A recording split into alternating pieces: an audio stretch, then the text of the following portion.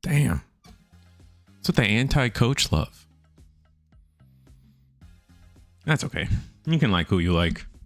As long as we're not hateful. I know my webcam's not working yet. Technically, you have a shot of the sky. I don't want to be seen yet. I'm indecent. Gundam today. I know, not Eggman, sorry.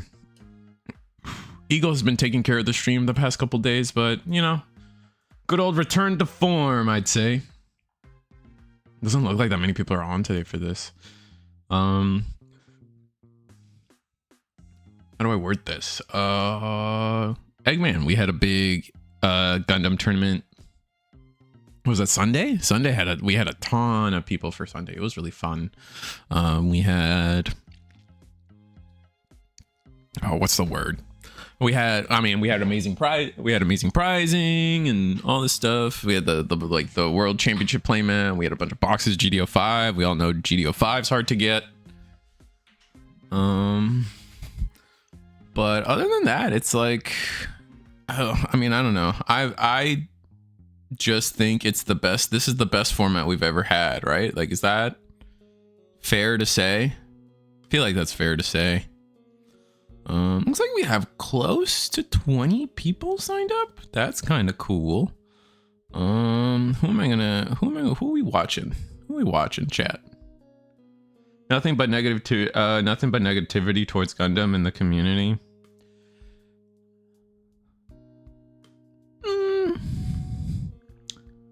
I see where you're coming from. I feel you. I feel what you were saying, and that's why it's like part of the reason I'm invited him on. I've invited him in. That's why I invite him on to like calm him down. I should invite him again. Like I think he's a cool guy. He's all right. You have to have.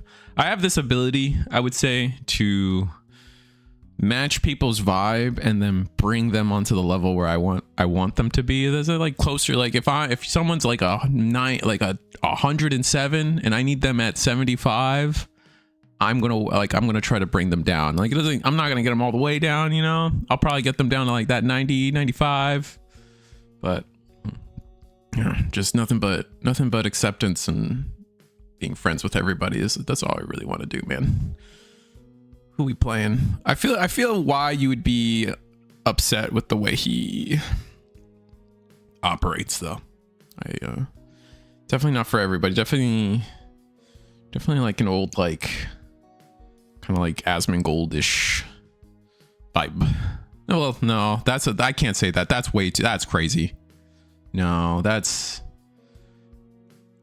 I feel like really old Asmongold though, like OG Asmongold. But like even then, that's just that word is just too loaded now. I can't be using that word. I want to show you guys the screen. Both players don't have their webcam set up yet, so I'm just gonna go table 1. Beep. Oh, perfect. You want table? I want table 7. I want table 7. All right. I want table 7. Ooh, I love the Riftbound playmat. This is like probably one of my favorite Riftbound playmats right now.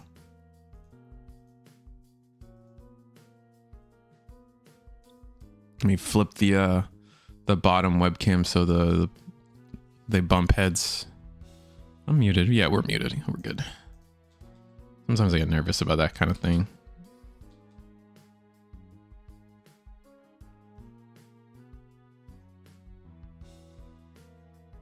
Uh-oh. Uh-oh. What'd I do? Uh-oh. Ah!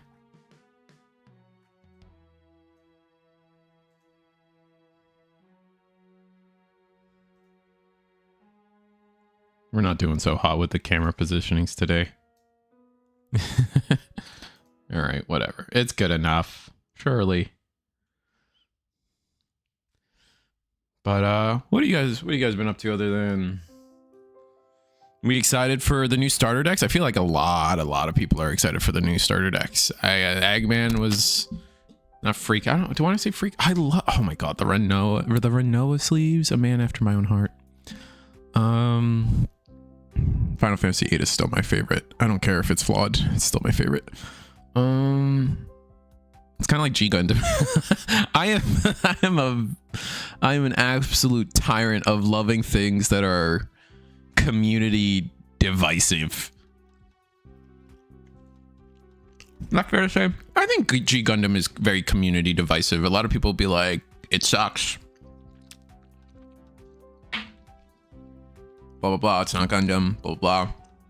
And there's just people that love it, you know? I feel like Final Fantasy VIII's the G Gundam of Final Fantasy.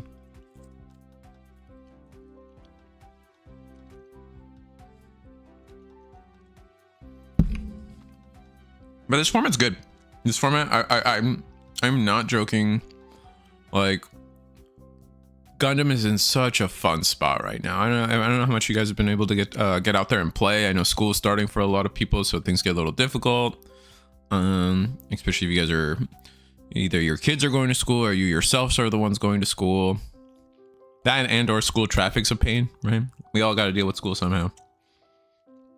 But all right, looks like our bottom player is going second, with our top player being the first to play Is anything level 2? Probably not. Yeah, we're just passing.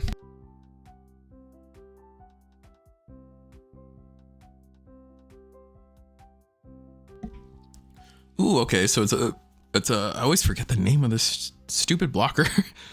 Zalot? Is it like Zalot or something? Anyway, it's the League Militaire blocker.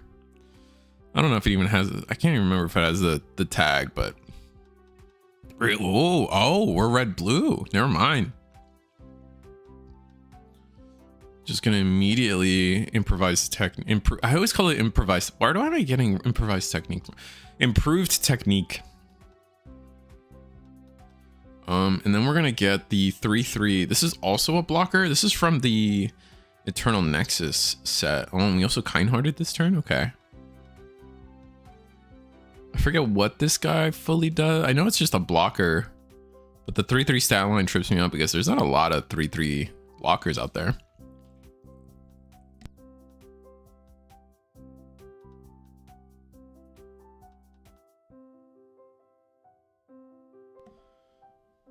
It's a Rick Diaz clone. Oh, it's a 3/2. Isn't Rick Diaz 3/2? Oh, never mind. I'm wrong.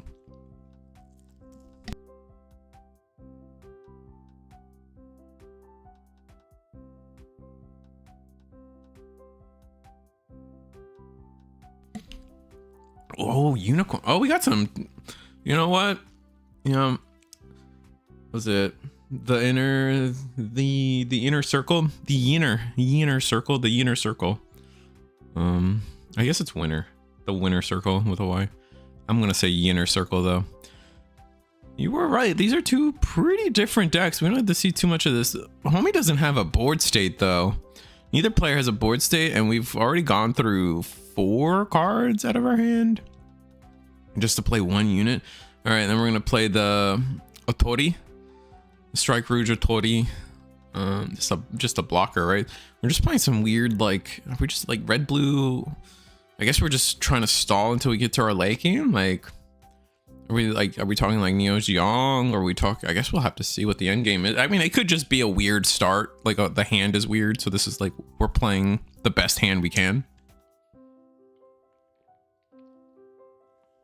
There's the Kira to pair with it. We did draw a card since it is an orb unit.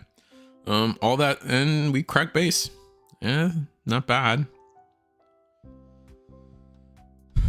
All right, what do you got for me? White, blue, another unicorn. Oh, and it's cheaper because we're chilling. No, it's not cheaper. We got another Benager.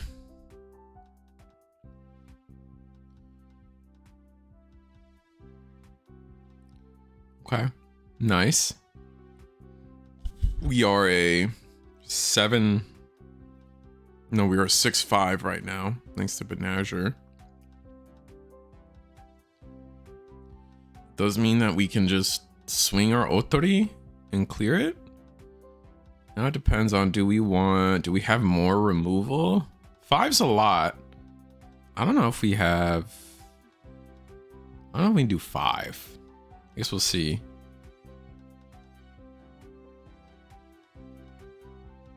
We have, let me double check. We're at 7, 6 resources.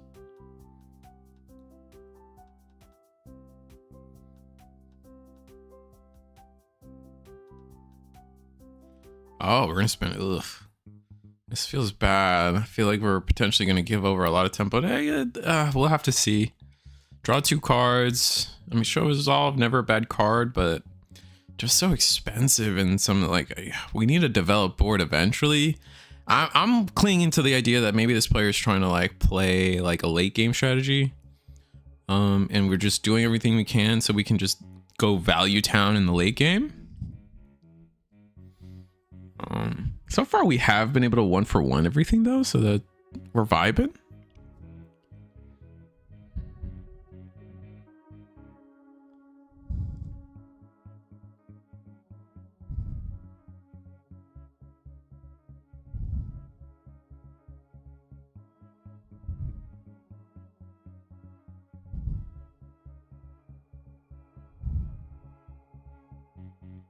Oh, we're gonna spend 1 for the base. Okay. This is the asteroid. This is the 6 HP base, right? No. Actually, no, it should be, right? Oh, they're like flipped. Oh, let me flip them for you guys. I didn't realize till now that they're flipped. That's very funny. There you guys go. That probably makes way more sense. Seems like there's a red blue. Yeah, I think they're a red blue ping deck, but you still need to like establish board and do things in the mid game, right? Red blue ping, you're thinking like, I guess we're not like, what's like what Kshatriyas and stuff should be hitting the board by now. Again, it could always be a bad draw, or we're playing a different style. The third, wow, the third unicorn mode with Banagher links. So we trade the Otori. I guess the Banagher returns to hand with this unicorn, I think. Forget. Let me double check what this unicorn fully does. Deck list. And not deck list. Build a deck, please. Unicorn. I think Unicorn's still my favorite series, though. I don't know if I've said that enough to you guys.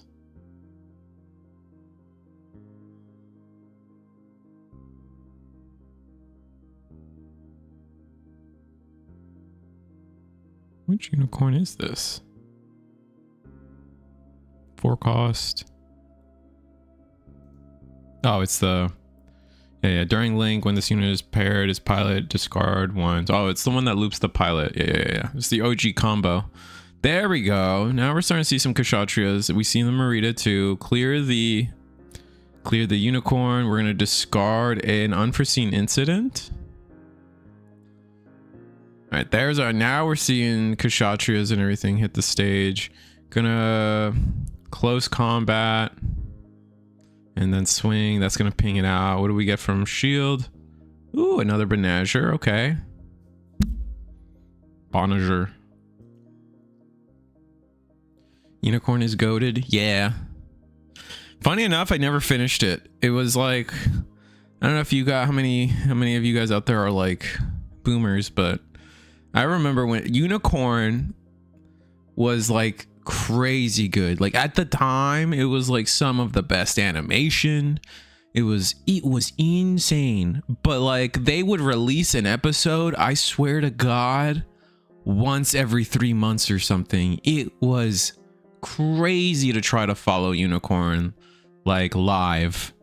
Eventually I had to stop. Like I think the last episode I watched of Unicorn was when the Banshee the Banshee is first revealed and it like drops down from that like drop helicopter thing. I think there's a card of that scene and everything too, which is kind of funny. After that I never picked it back up, and somehow I still I am convinced that it is still the best Gundam of all time. I haven't finished it and I'm like, no, this is the best.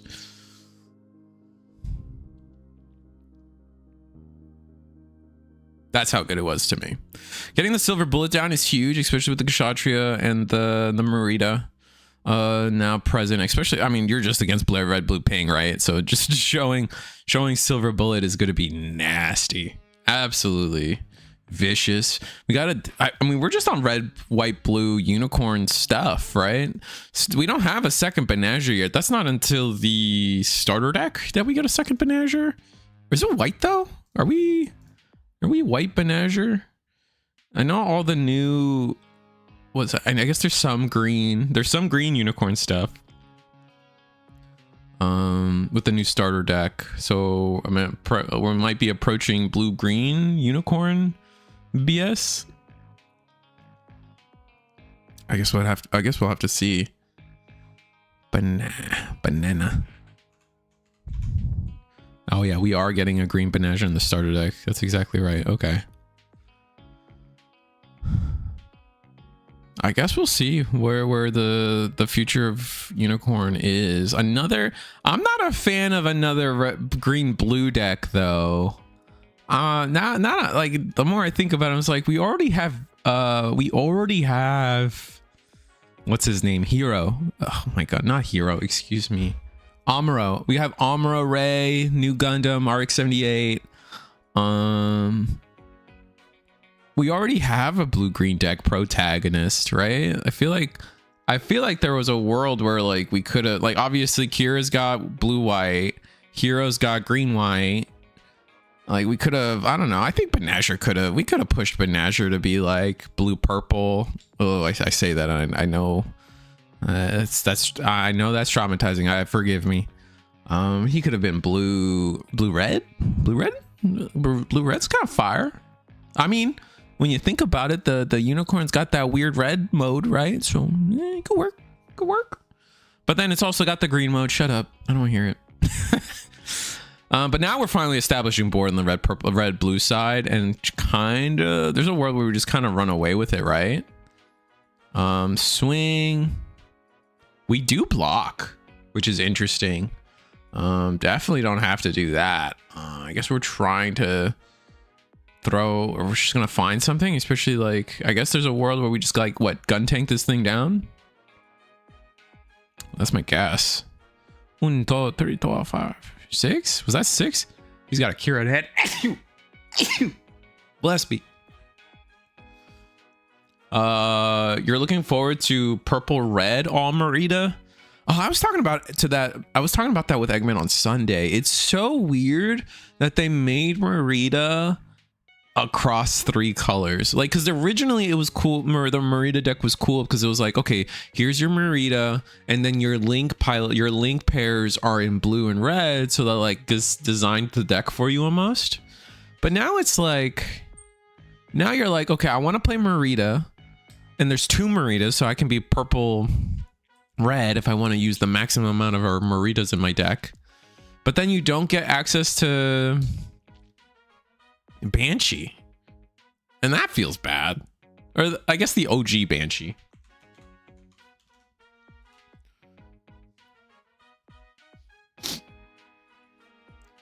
I don't know. And you don't get access, I guess you'll never get access to Norn because of it's Riddy. I should probably finish Unicorn. That's probably something I should do. I guess it just comes down to if the new purple destroy mode is just good, right? Let me read. During pair, activate main, exile 4 cards in your trash from the game. It's so crazy to me this game has exile, and as much exile as it does right now. This unit gains first strike during its this turn. Active action. Exile 4 cards in your trash from the game. This unit gains suppression. Oh, so you can exile 8 cards, gain first strike suppression. Huh. I don't think you would do both at the same time, but you give them a point. Throw some breach on there. All right, now we got, what is this, Epion? No, this is Banshee. Merida. Oh, this is the OG Banshee. I was just talking about this card. Gonna go in. It's, I found out, I relearned that this Banshee is actually a mandatory effect when you attack. So, ooh, this board's gone. The board is just gone. First strike, right? Because we were 7. I guess we don't clear the freedom unless we 2-tap it.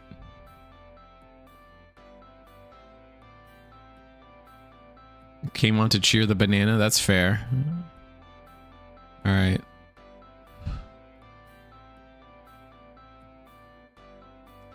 So we do restand. Gonna shuffle in. Was our whole trash shuffled in? I guess so. Webcam not working. I just don't want to be seen right now. Hello. It's me. Ugh. I just put it up. I was eating, and I don't want people looking at me eat. Ugh. Adjust into a more proper position for webcam. Oh, I can turn my light on too. That'll help. So I'm not like just a shadow in the dark. You can appreciate my Charmander pajamas. But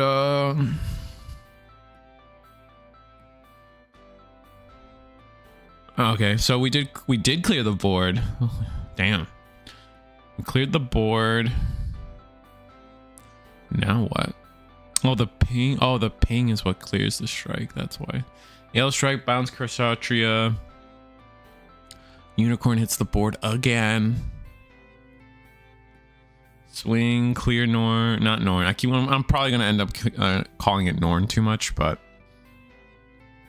clear Norn. Close combat. Okay, just sure. Are we top decking? We're not top decking yet, right? No. We're kind of top decking. I think we got one card in hand. No, we got 3.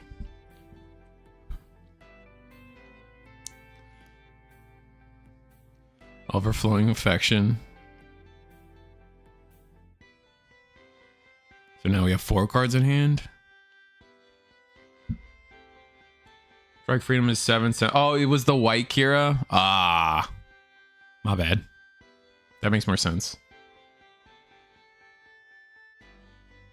Yo, Unicorn is on both sides of the table. I can't lose. That's fair. True. Big true. All right, Kshatriya hits the board. We knew we had this one because we bounced it ourselves. Okay. Oh, we're bold. Oh, I didn't realize that the blue-white was also top decking. Oh, this is going to be a scramble to the finish. Silver. Ooh, silver bullet. That's bad. That's bad for red blue. Because now... Huh.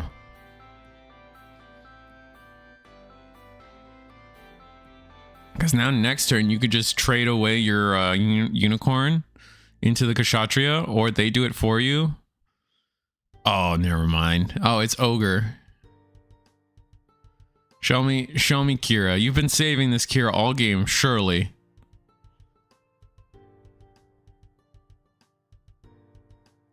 What's going on next Friday? Oh, yeah. Okay, so I have it linked in the description. Eagle, is it next Friday? I don't think it's next Friday. That's not true. It's on 9/11. On 9/11, Eagles will be hosting a super mega tournament. I'll go over it later on the stream, but just as a sting. I'm sorry. Now I'm derailed. As just a conversation piece, we're hosting or Eagles wants to host a big event for everybody with crazy pricing. Gonna get new type challenge. Basically, we're hosting another like a new type challenge type deal again, where people will be getting the new type challenge mission for Banazher Lynxes, which is kind of funny for this game right here. You'll get prize war points, you'll get dual spec sleeves, and then you also have a chance to get depending on your place, you get the deck builder box or run regional resource pack. Wow. Dang, he's really trying to up the pricing here at Eagles Nest is always scaling, right? So it only gets better with the more people playing. And that'll be on 9/11. There's an early registration discount, so links in the description below. You buy the ticket on Eagles Nest website, and then we run the tournament on Limitless like we always do. If you guys aren't aware of how we do things, double strike freedom is so stupid. It's over. It's over. Unless we get like, man, unless we get some like crazy draws, man.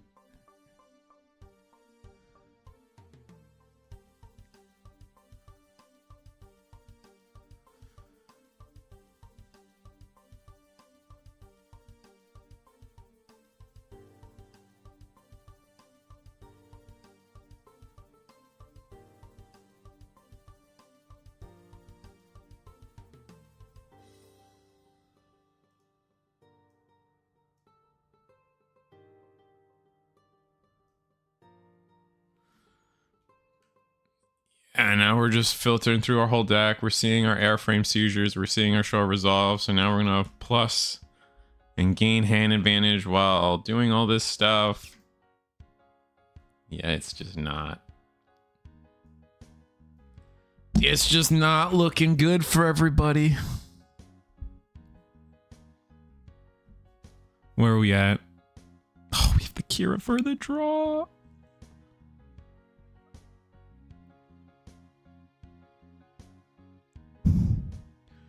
Industrial 7. Oh, we're using Industrial 7 as our base. I like that. That's fun. That's a fun base. 2 cards in hand. And pass, right? Oh. You need a link pair to try to deal with the strike freedom too.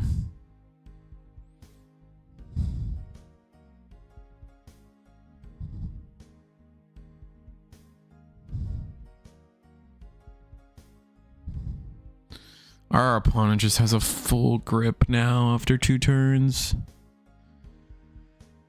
We just don't come back from that.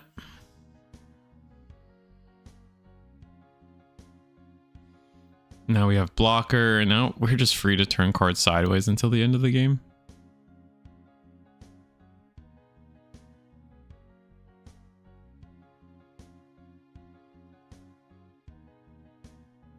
Crazy to think that red, blue, ping no longer has a RX-78 and Amuro right in it. I think we're scooping it up too. Oh no. Another draw for turn and another pass. Yeah, just swing out, man. I don't think there's like any chance of a double attacker. Lifrith. Oh, yeah. I guess I did not think of blue-white has game if they see the banana, baby unicorn, big unicorn combo, but my heart tells me that's not the case. Silver bullet hits the board, but that doesn't matter.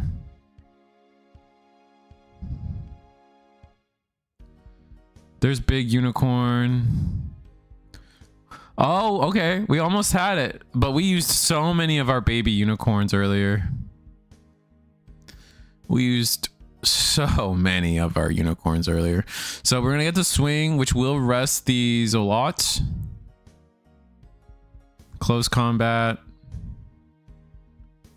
Yeah. Yeah. Insane. So crazy. Close combat into darkness finger into like what like an improvised technique. It's just so far gone, man.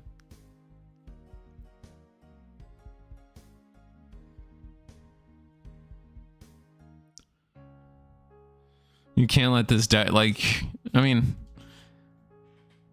I say you can't let this deck do this, but it's just like what this deck does. It's just once you've hit this point in the end game, you're lose. Once red blue is able to establish the strike freedom, a healthy amount of draws, you just lose. Like you really do just lose, because anything they're not threatened by immediately is going to get bottom decked by the strike freedom, and anything they are in threat of or feel threatened by immediately is going to be bottom deck, is going to be immediately answered with ping. Yeah, strike freedom is definitely the boogeyman. I definitely would say strike freedom is probably the best card in the game right now. It's not like crazy like overpowered or anything, right? Like plenty of decks are winning without it, right? I think it's just a testament to like, I mean, right now I think that if we had to like nitpick and see how the game could be better, it's very clear right now that the decks that are the best right now, and the two that stand out in my mind, are the decks that have draw, right? I think from last set to, I think up until set 4, I would have historically said white is the best color in the game. But now it's very clear that I think it's blue, and then like followed by red, and then like followed by purple, just because like those 3 colors have draw. They have real draw and good draw. To me, what the top decks are probably things like, obviously red blue ping is up there, blue white strike rogue and all its variants are up there. And then obviously Shining Gundam, Master Gundam, MF, G Gundam, whichever you guys want to call it, all kind of float in terms of like the top best decks. I know a lot of people like New Gundam, but it always seems to fall short in my eyes. At least when I witness the deck, maybe it's one of those like particle acceleration things. So it's just like when observed, it sucks, but when it's unobserved, it claps everybody. I don't know. I'm willing to believe that, but it's tough. It's like, I think it's just the best decks. The best decks are drawing cards. Imagine that. I know someone's gonna hit me with the like, what? Consistent decks are the best decks? Like, listen, brother, we haven't had that in Gundam, all right? This is a new experience for people. All right, this table's done too. I think all the tables are done except for like maybe 8. Is 8 not done? No, everybody's done. Okay. On the screen right now, you guys are gonna see the sign-ups. I'm gonna make it a little bigger. On the screen, you guys are going to see the sign up page on Limitless, but I do want to remind everybody that this is oh it's too big now. This is so weird. Okay, that's big enough. All right. Same as always, but we are going to have another best of 3 top cut, which for us, top cut is always, I think for here at Eagle's Nest, top cut is always going to consider, we're not going to do any side decks. Oh, okay. Wait, hold on. All right. This event will be using rules of no side decks, best of 1, 35-minute rounds, and 5-minute overtime. Deck lists will be submitted via limitless proxies allowed. Oh, we're not doing side decks. We were actually using side decks at Eggman's event on Sunday.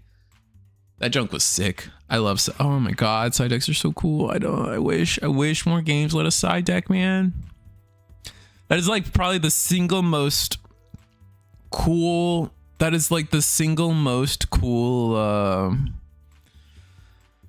If there's something that's gonna get me to play Riftbound, it's 2 things. It's Riven and the fact that they side deck. Anyway, this is what I was talking about. A huge prize wall thing. Our prizing is scalable based on how many players show up. You'll see on the left hand side. Something realistic. If we get 33 to 47 people, first place will get 4 mission 4 would get a mission 4 Benager links, 25 prize wall points, and then dual spec sleeves. Second or fourth place will get the sleeves and a Benager. And then dual specs 5th through 8th will either get a GD05 box or a regional resource pack. And then it just gets more and more and more as you guys go. I'm not going to read everything. You guys are very capable, intelligent, English speaking viewers.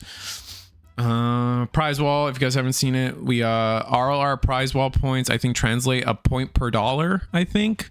So something like that. This is Eagle explaining that like if you win the box, you can transition it to instantly cash out instead. Mission 4 Unicorn Gundam Awaken 900, Benager links 125, so he'll cash you out based on if you just rather the cash over the card. Explaining round structure. And yeah, I didn't put the prize wall points on here, but it's usually something like 5 points gets you a pack or something. So I could be wrong. I could be forgetting how he numerizes all the prize wall stuff, but it's always fun. And I assume the next round should start soon. We went on 6 or something. I guess 6 is still playing. I thought 6 was done. Oh, my bad. All right, let's watch the ending of this game. Why not?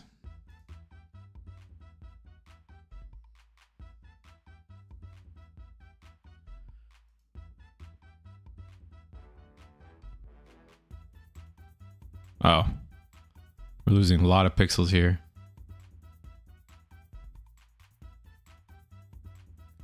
Wait, was that a unicorn there? I need a second one. Let me double check for you. You should be offering a unicorn somewhere. Yeah, if we get 64 players, first place wins a Unicorn Awakened. That is at 64 players. First place will win a Unicorn Awakened.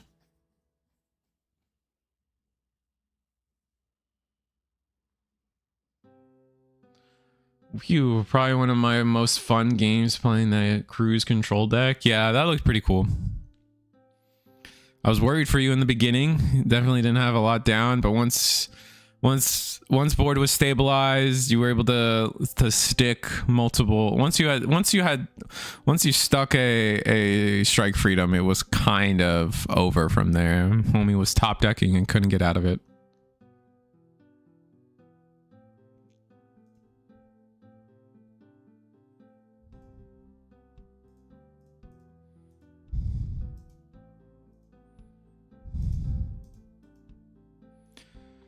On this screen here, I actually don't know. I know it's League. I guess it's League Militaire versus Minerva. No, it's blue white. It's another Strike Freedom deck. Just struggling on the pixels here, but it's okay.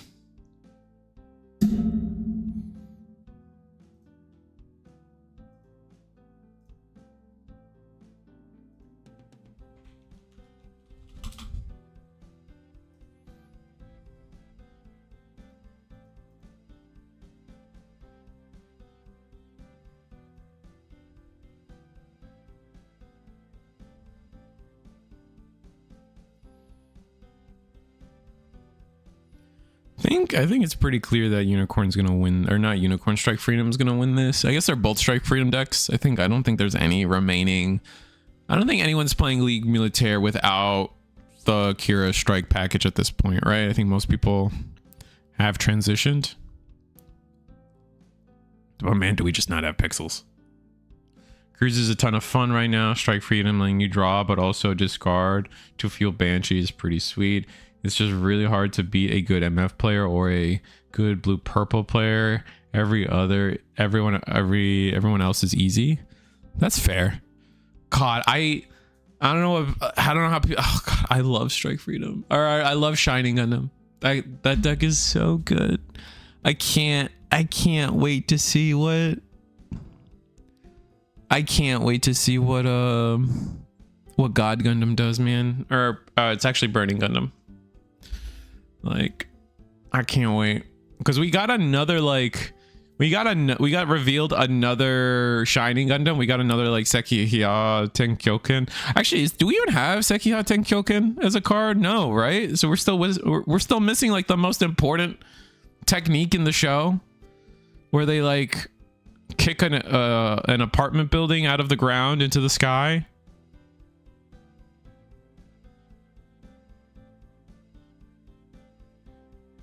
We also don't have Shining Finger Sword.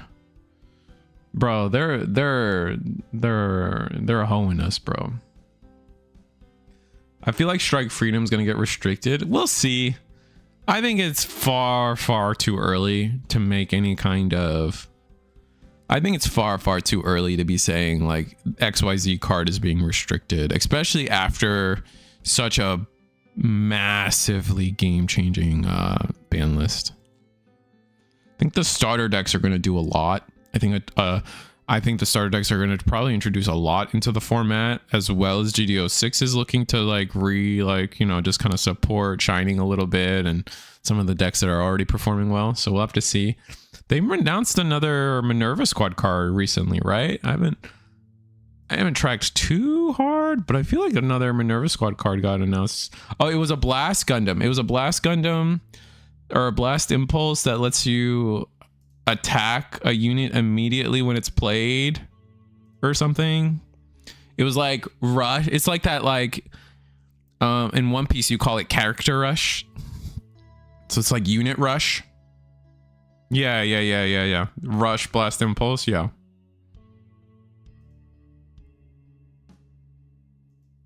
Which that goes hard. That actually still doesn't solve Minerva, like fully solves Minerva Squad's problems, which if you guys like, I still think like Minerva Squad, its early game is just so bad. In my opinion, like it doesn't have a real late game, like comparatively to like Strike Freedom and stuff. Its early game's just bad, and it's like if your early game didn't set you up, then your mid game is bad too. It's just such a weird. I love that deck. Don't get me wrong, but like it's got it needs a little work. It needs a little work. Yeah, so yeah, it can attack rested units the turn it was played. So it has character, in this case, unit rush, we can call it. I want to watch Cody so bad, but I know he has a streamer curse. Let's go table 1.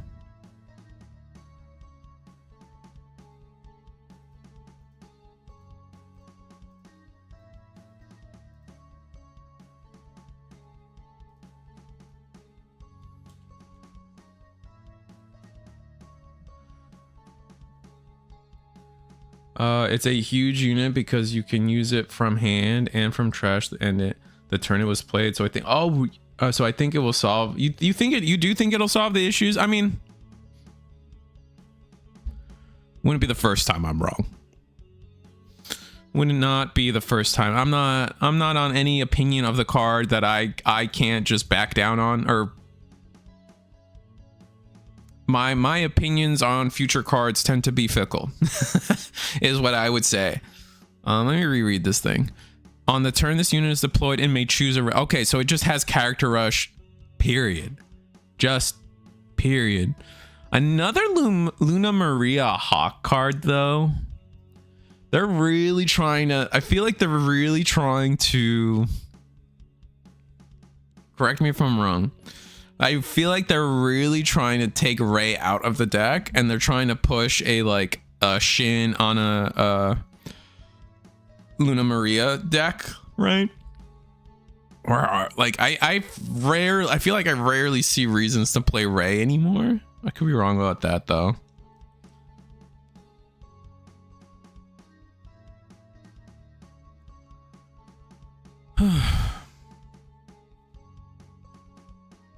I just like playing Ray and his Phantom Saku so much. Yeah, that's fair. They just haven't been giving us more reasons to play Ray. I've been messing with pure Minerva Squad again, and I love it so much, but it's rough. I do like that Cody, like, I think we can talk about it because Cody's been playing a few times now with Minerva Squad in this set, and we can see that Cody is playing like Exia, like the new LRX Exia seems to be pretty all right for the deck, because it's like at worst, it's like obviously in a world of ping it sucks, but like realistically, like you get the mill, and early mill is just really important for Minerva Squad.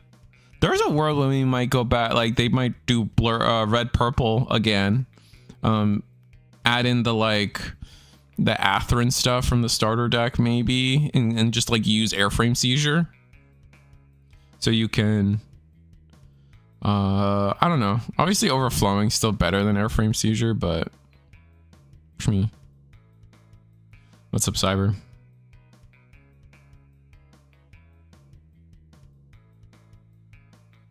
We know Legend Gundam is coming in GD05, so hopefully it's goated. That's fair. Got 5th, 3-1 with Red Purple Minerva. Oh, okay, there we go. All the other pilots suck, to be honest. Been using Mika or Amuro. Oh yeah, that's fair. I just feel like you want to use Luna Maria because like now the new Force Impulse, right? That like Recycle Shen is Luna Maria paired.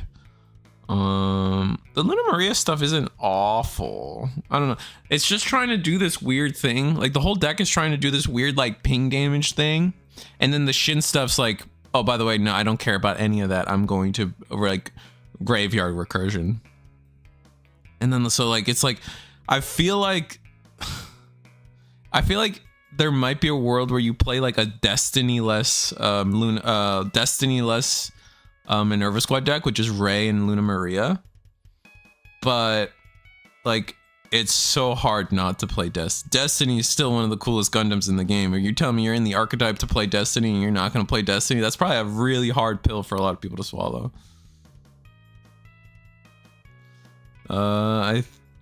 Think about this way. Minerva likes overflowing affection, right? Exia's overflowing affection that also takes a card. Oh no, I mean, I at no point am I hating on Gundam Exia. I understand full well why Gundam Exia is good in the deck. Is someone confused? Are we talking to me or are we talking to chat? Hold on, did I miss something? At no point was I confused or talking negatively about Gundam Exia in Minerva Squad. Second Shin would go hard, probably. We're not getting that for a minute though.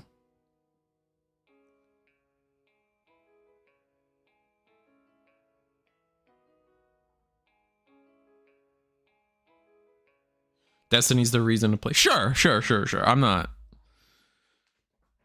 I'm just, you know, I am, what is the word? Making shit up.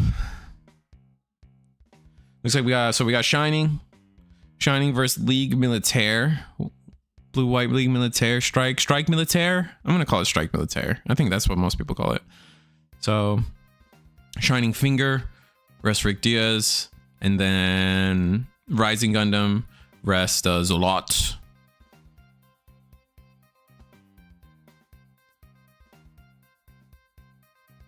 Rick Diaz. Now we get to swing. Okay, so no Chibity sucks so bad, and we whiff on the. We whiff on the Maxter. It feels so bad. Like,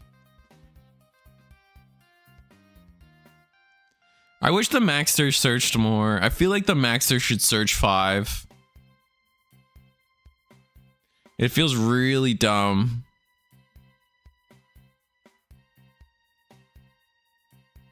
Fingers crossed second Shin and then it becomes main deck. Lol. That's fair.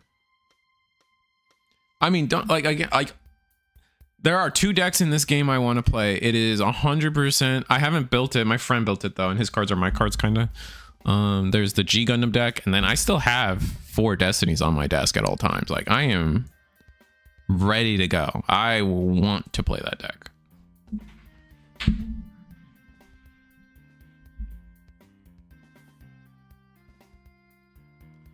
Yo, it's not looking good for G Fighter though.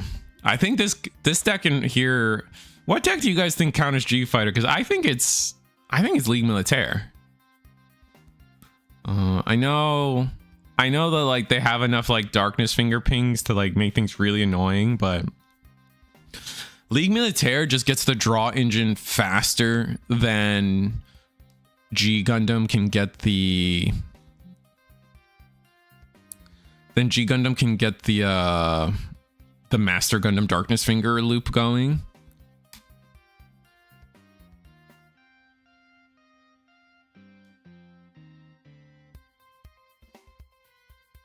Whipping Maxter is a bit rough, but the card knowledge is big because this deck can draw quite a bit. Yeah, but I feel like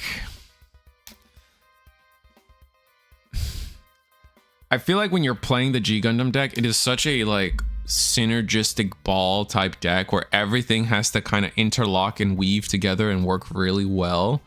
Like when G Gundam wins, like I feel like when G Gundam wins, they were kind of winning the whole game, right? Like their game plan was from turn 1 to turn 5, like, or turn 10, whenever you feel like you're losing. Like G Gundam was following the flow chart from the beginning. If G Gundam ever like has a hiccup on that flow chart, then like they struggle a lot. Like they lose card advantage, they lose cards in hand, they're playing with like 2 cards in their hand, like, you know what I mean? Like they're just top decking way sooner than they should, and it's just over. It's just kind of how I feel about that deck. No, I'm not saying it's a bad deck. Obviously, it's just doing really well. It's topping multiple tournaments. It won the Eggman event. S. Taking a break today because it did so well on Sunday. You actually think I'm Memphis favorite into League? It just takes more skill, a more skilled pilot. It is by far the hardest deck in the game's history to pilot well. Everything matters. Okay. Airframe seizure does nothing. From shield.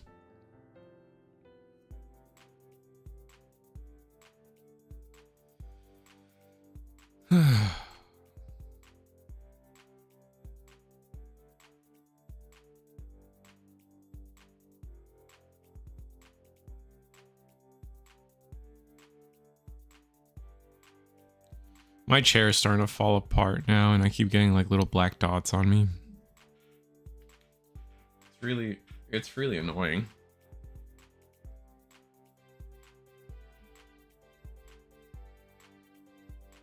My buddy's been on it heavy and thinks 10-2 against, and I think he's 10-2 against League in new type challenges. That's fair.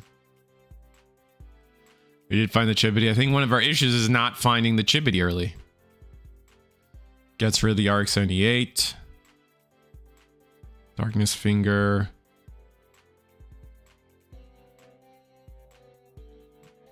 All right. Don't whiff this Maxter, please. Looks like we do have some choices. A Shining Finger to hand. Was it another, like, was it potentially another Chibbity we found? Who knows?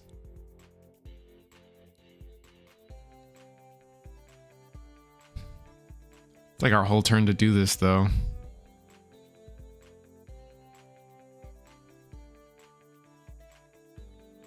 How many cards are in League Militaire's hand, though? That's like the most important card. It looks like a stack. Kind of keeps it off camera a little too much, but for the most part, you can see it's fine. 4 cards in hand?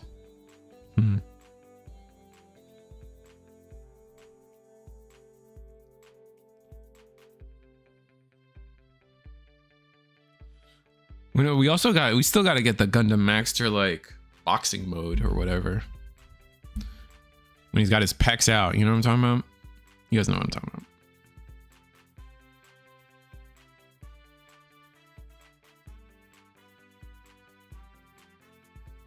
Blue red also dumpsters it.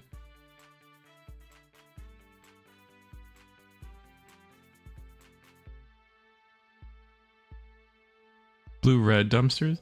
Ironically, Juven gets dumpstered by its own color kill spells. Yeah, that's, I could see that. The mirror is always so weird to me. Gonna swing into the Maxter. Unforeseen? There's no way we have an unforeseen.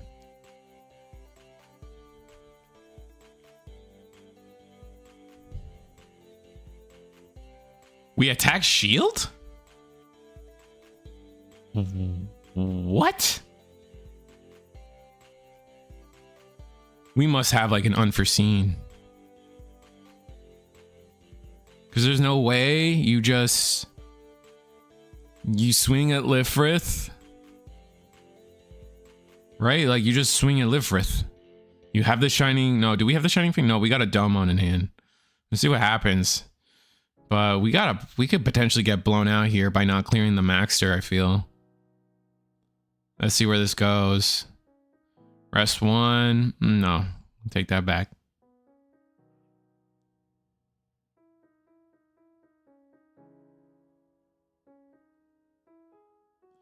Resting 5. Awaken. Awaken. All right, chat. All right, chat. This works, right? You guys like Unicorn Awaken commands from Maxter and stuff. This works. This probably works, right? I'm gonna take the silence as a yes.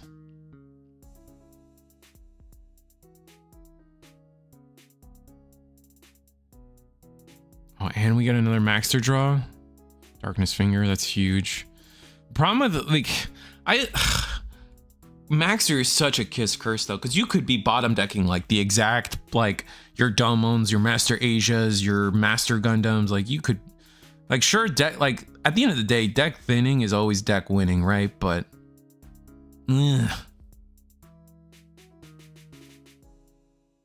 yeah, Unicorn Awaken works. Official rule. Thank you. Darkness Finger, Darkness Finger. Yeah, chat, like I said, just kind of punished. Just kind of punished for not clearing the Maxter. That was crazy. I mean, maybe our hand, what the? Strike Freedom. This is Strike Freedom, and then we're going to Kira.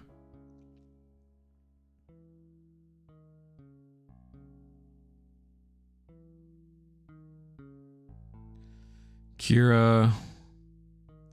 But like, what are we gonna, I guess we bottom deck. Yeah, we're gonna bottom deck Unicorn. Oh, we can't. Oh wait, but Strike Freedom, you gave it to the Lifrith, right? Okay, so now you can draw. Did we draw off of Kira? I don't know if we drew off of Kira.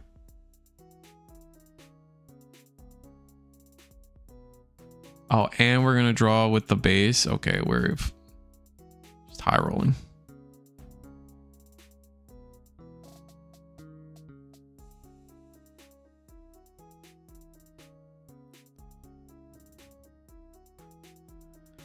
That's our holy hand. I mean, we're looking good.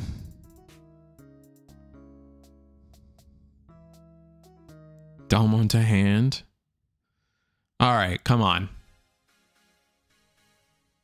Let's see what happens here. Draw for turn. You think that's white Kira? Oh, it is white Kira. Excuse me. You're right.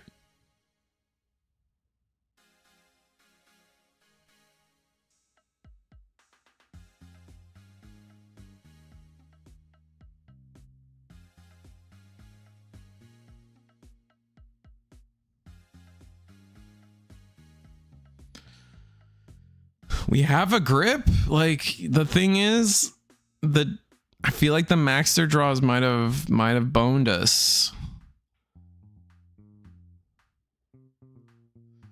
The Maxter searches, I should say, might have boned us. Like, we haven't seen a single Master Gundam hit the board.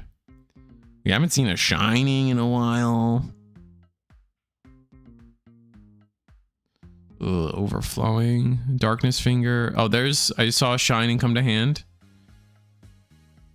What are we discarding? Chibity. Yeah, that makes sense. It's like a little too late for Chibity. Pressing 5. Master.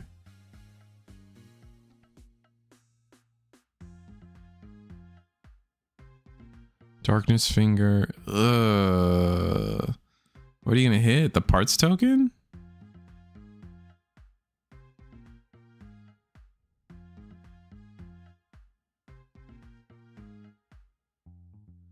Master Asia.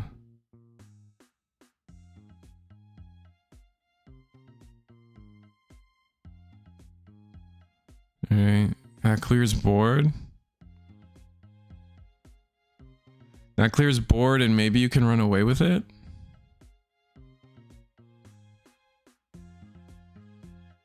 Right, because it was a because it was the white Kira, this kills. Yep. This tracks. Board's clear. V dash. Okay.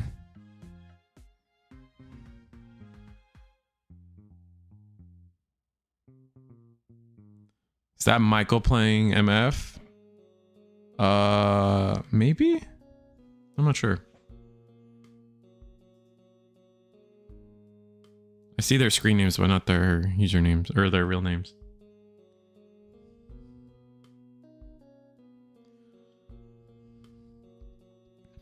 Bro, come on. Are we really gonna lose with this booklet in our hand? I mean, that's possible. That's just straight possible.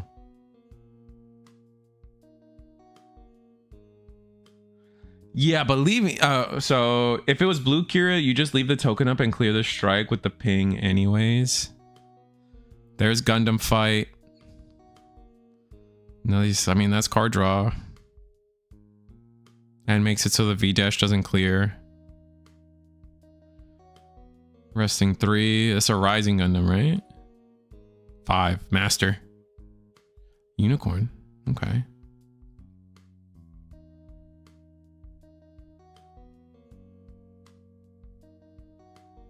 Leaving pants tokens up is scary though. You gotta remember that. Pass, yeah.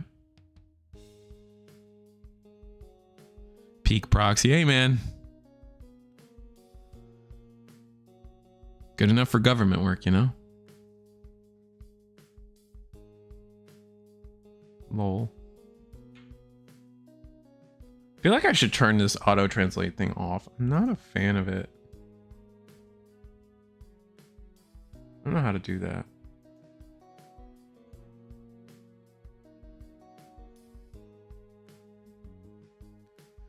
Resting 4. Hail strike. Hail strike doesn't clear unicorn. Oh, that's game. Unless...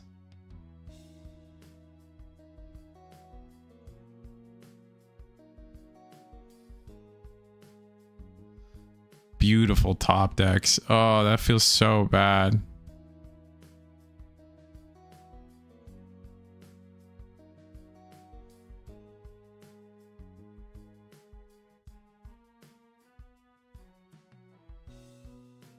Dang. Oh, we lost.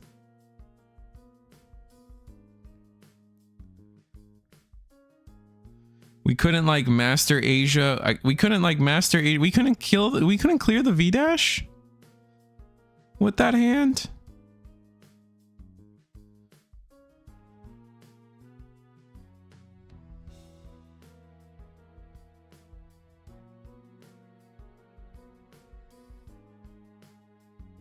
That's unfortunate. I thought we would maybe be able to clear the V dash with that hand. Interesting. Perfect top decks. Happens.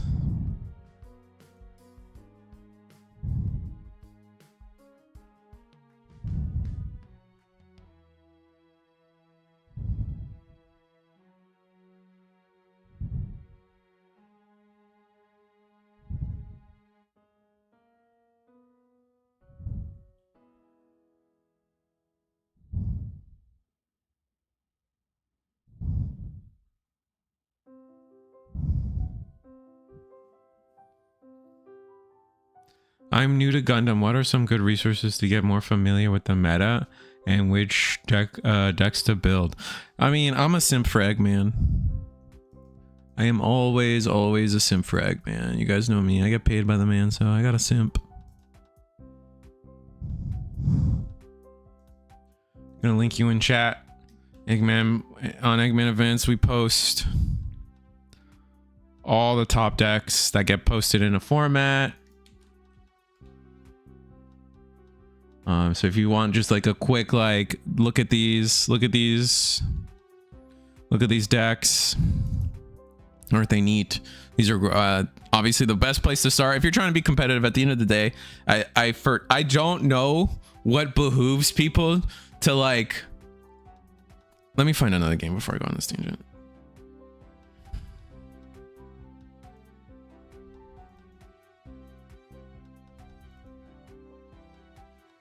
Yeah, everyone's already done. What the fuck? Everyone's done. Oh no, wait. Table 4? Table 4.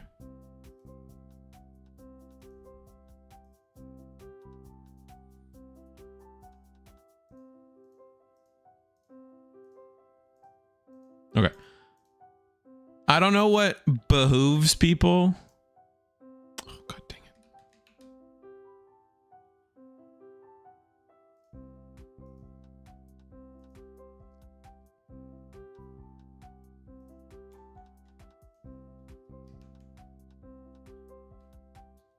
Sorry, I want to fix this.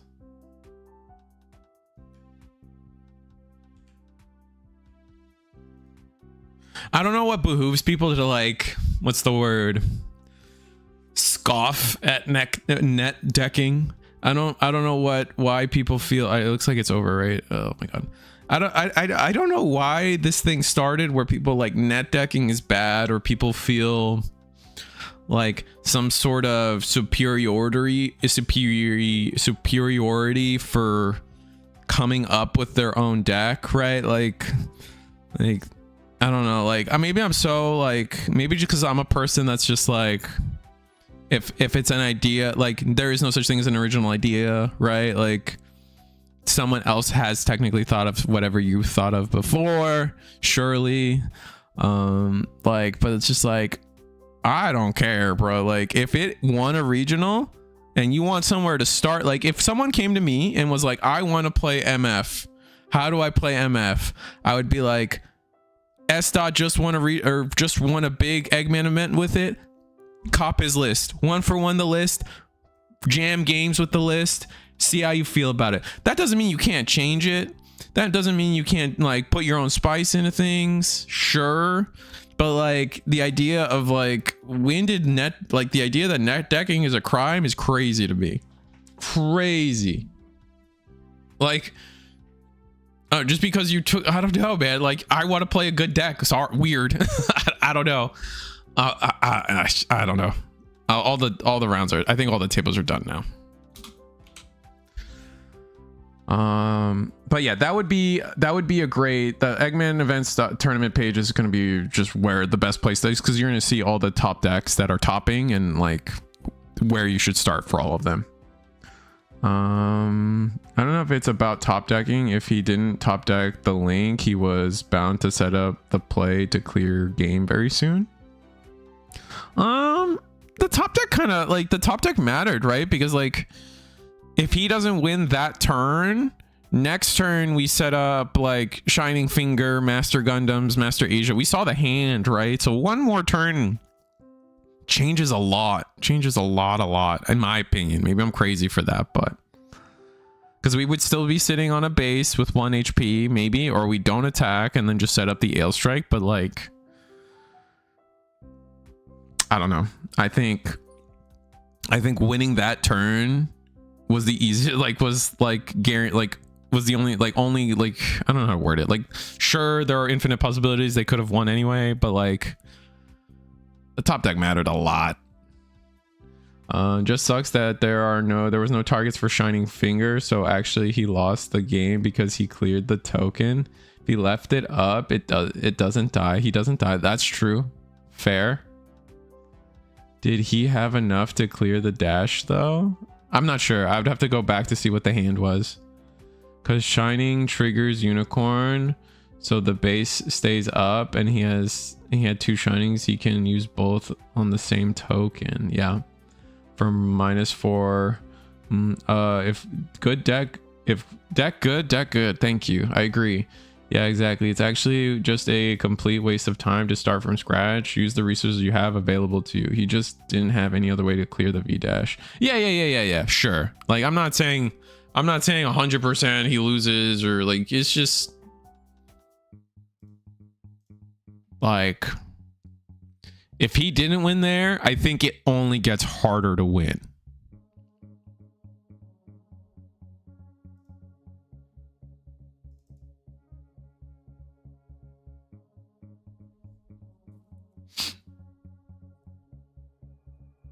Let's see.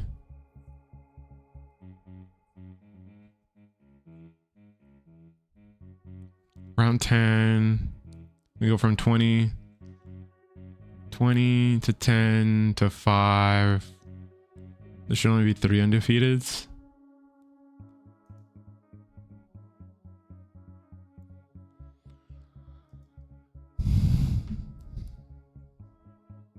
Well, we'll watch Mr. My Hero Academia again. I'll give Cody the break. I don't want to give him a curse. He can hate Eggman for the streamer curse. He will not hate me for the streamer curse.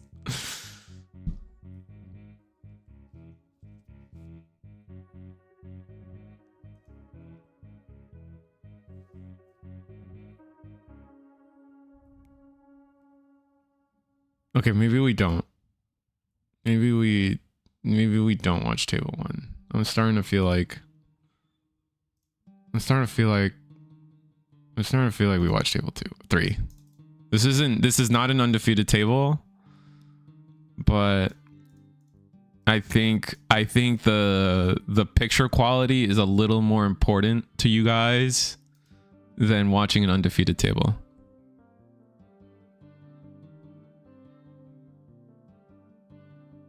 Also, I totally fuck with the Neopet sleeves, so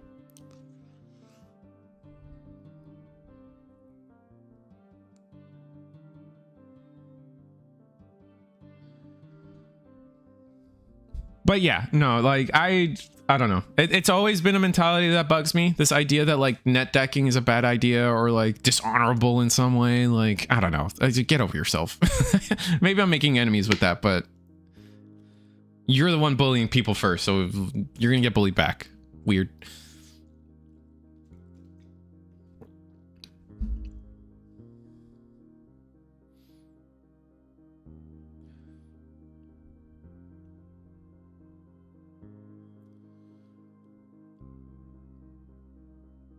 All right, so we're level 2. No early play. Oh, I'm wrong.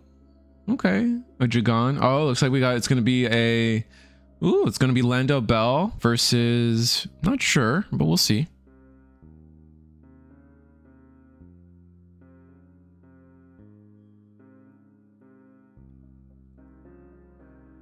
Homie's got a lot of cool foil resources though.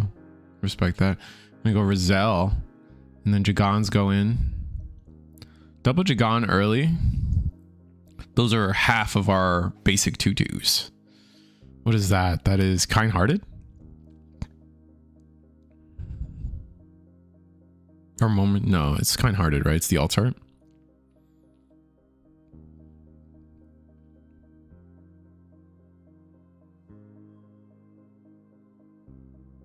Cards synergize for a reason. Exactly.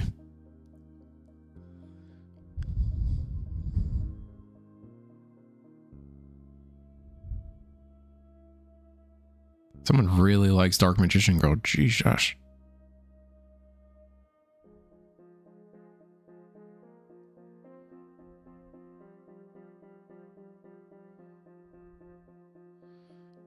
All right, swing Rizal, swing Jagon. Not having established. Darkness Finger. Goodbye, Jagon. Check his hard drive. Oh, I get it. I get the joke. Seeing 3 Jagons is a little high, really. This could be bad in the long run if we have enough answers for it, because clearly we're red-blue. Because then, like, all your cards... Oh, is this a blowout?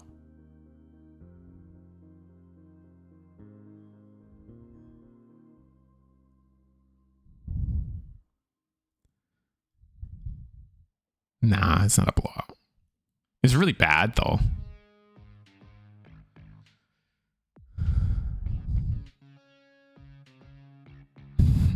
I'm not a fan of hitting any of these.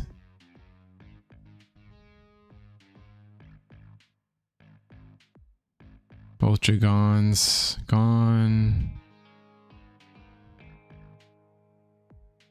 Now we pass. Okay, Rizal's got 1 damage on it. 2 cards for 2 cards is nice. Potentially 3 cards. Against Lando Bell. That doesn't famously have a ton of draw. Corsica Vase. Ooh, I just realized we haven't done any shield damage. That's not looking good for red-blue, but if anything, we know that red-blue can get to the... If red-blue can get to the late game, it's over.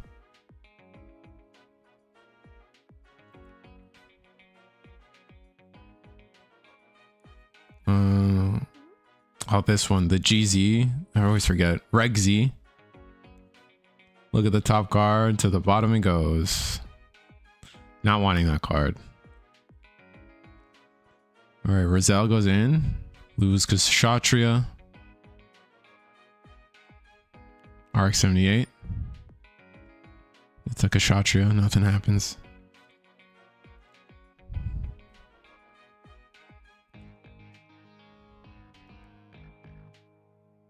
Rest 1, airframe seizure. Discard Kira, yikes. That's not feeling good.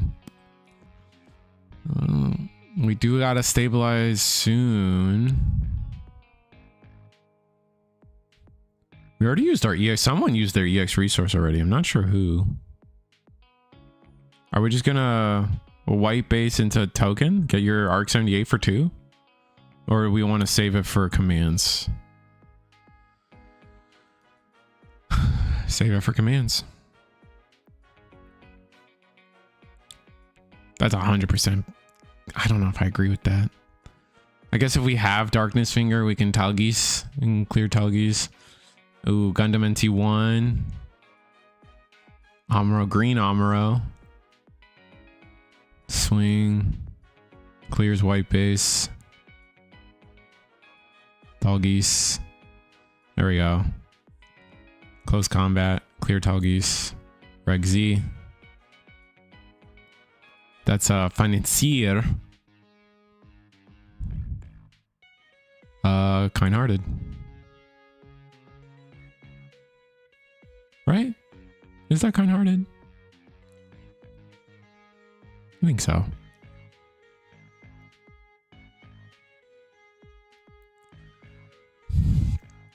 And then Gun Tank, just dumping on board, 2 cards in hand. If we can get there, I just don't think we have enough resources to get there.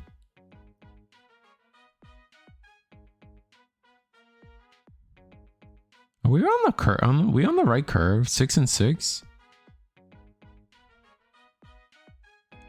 Must be, but why do I feel like the curve's off?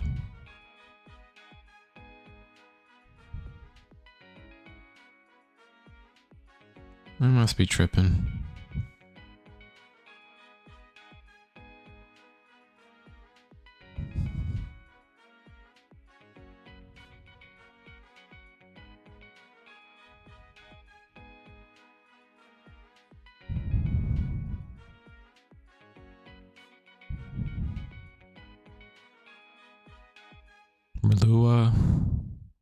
Relula. Hit the Reg Z. Yeah, I think we just... Oh, pass? Yikes. I mean, this is just game between...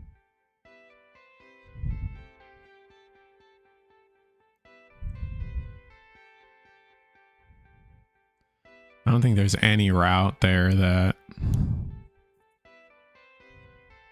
Financier is cool, but yeah, what was it? Oh, no.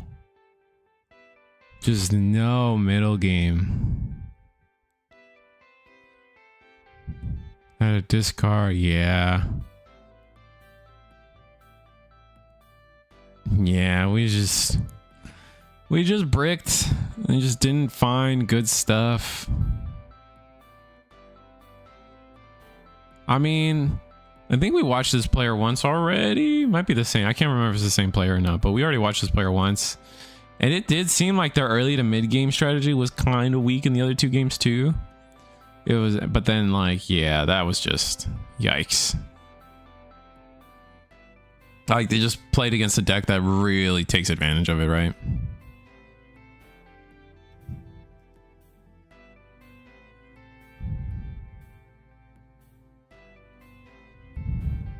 Takes advantage of that window, I should say.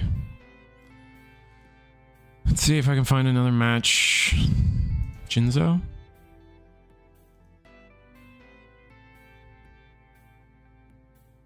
I'll watch some more MF. I don't want to watch some more MF.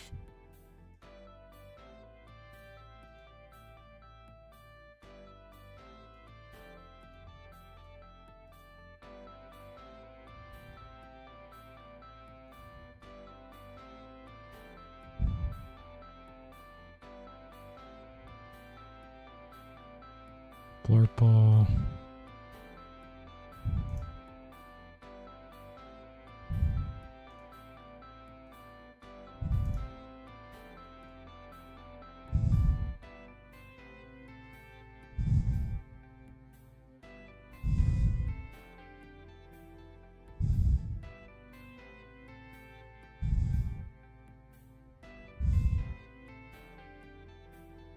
I don't know. I don't know what table I want to watch. I guess I'll just rewatch this guy.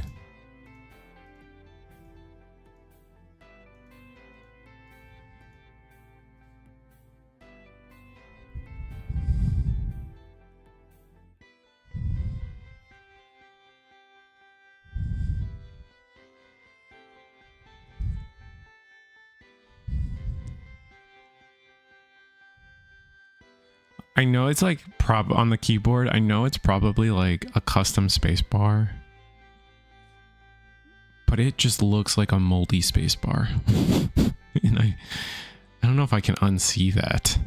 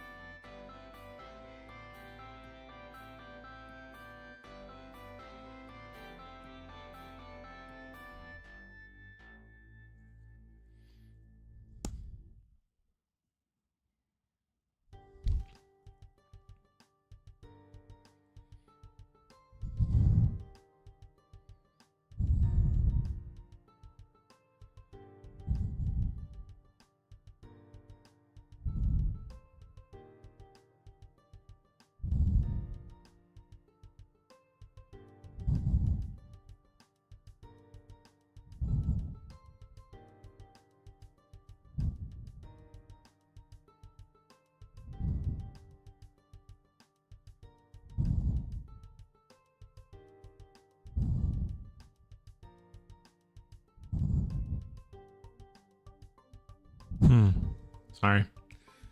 Came into this a little late and mentally distracted, but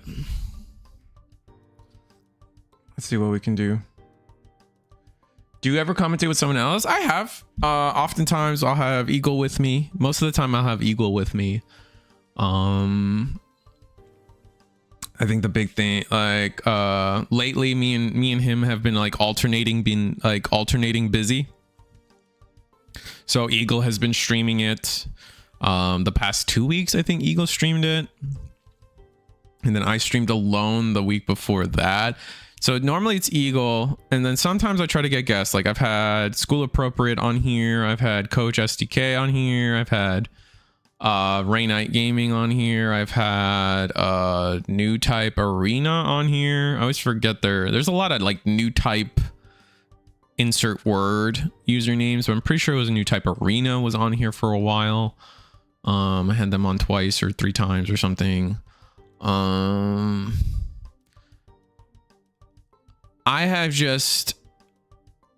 not against commentating with pretty much anyone, as long as someone wants to. If someone hits me up, says, hey, I want to commentate, I'll let them commentate. Like I've had Looney on, like level 2 Digimon judge, level 1 Gundam judge, Ludion on plenty of times.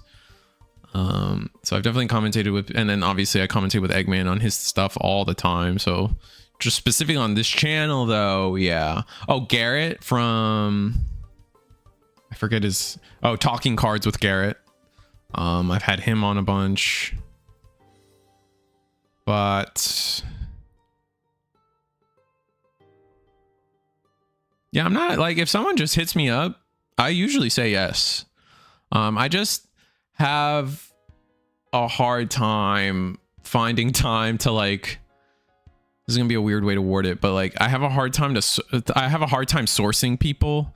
Like I'm not super like trying to go out of my way to get a new guest every week. Like I used to do that for Digimon, and I kind of burnt myself out on it a little bit, because it's just like tracking people's schedules, like, oh, they can do this week but not next week, and then this, and like, yeah, that makes for a better show for sure, but it gets tiring. And the reward is, because it's also energy to work with somebody else. Not that it's bad to work with someone else, but it does take energy to like vibe with them. But when it's just me, I can breathe. Everything's at my pace. I can talk to chat. You know what I mean? But when you're with someone else, there's a lot of like back and forth you have to do, and that can get tiring too. And it's very rare. It's a very rare thing to work with somebody and it doesn't take energy, if that makes sense. Oh, this is Thomas from Darkside, by the way. Oh, what's up, Thomas? Can't wait to work with you guys in October again. That'll be fun.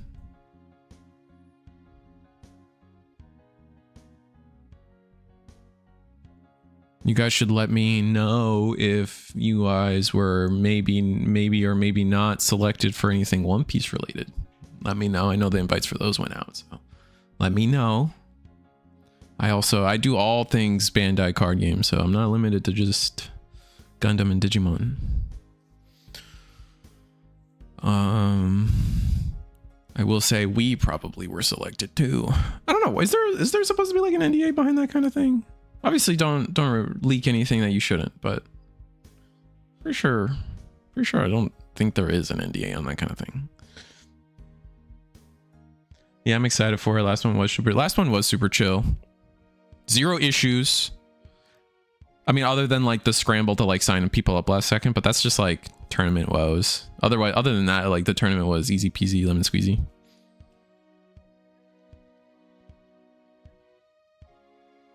Don't have the official local judges for it. I see. That's fair. For Gundam or for One Piece, really? Not fair. I need to just sit down and take all the tests. I just hate the idea of having to take tests, man.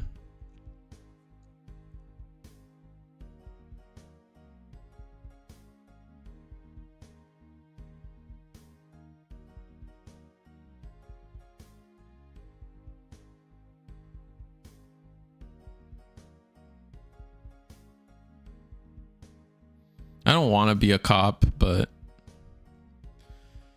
since I work for a store, it'd be really useful to have someone on the payroll that has all the tests done, especially for events.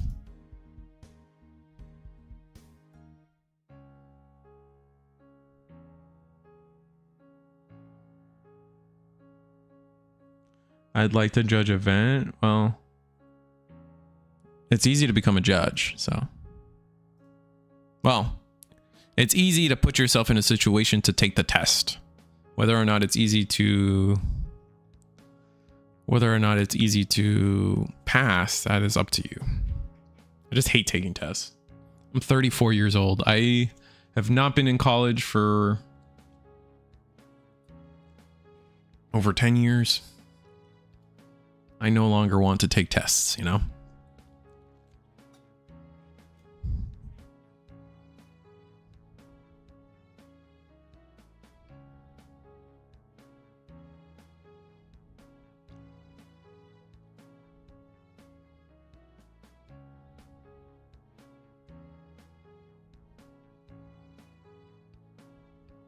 Oh, they were just running away with the game. Oh wait, no, this is the old Freedom. This is old Freedom. We will clear the shield. Mining base, draw. That's gonna be nice for the clapback. I mean, you just bottom deck the hell out of this thing. Call it a day. Swing, you're gonna clear the mining base.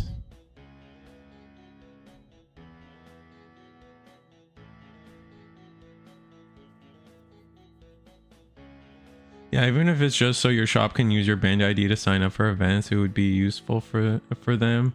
But yeah, the tests are hard, very semantic and all about FAQ stuff, not real scenarios. Yeah. Yeah, it's hard to, in their defense for that sentence, it's hard to put a test on real world scenarios, right? Like the best thing they can do is just, because then it's like, how do you study for real world scenarios, right?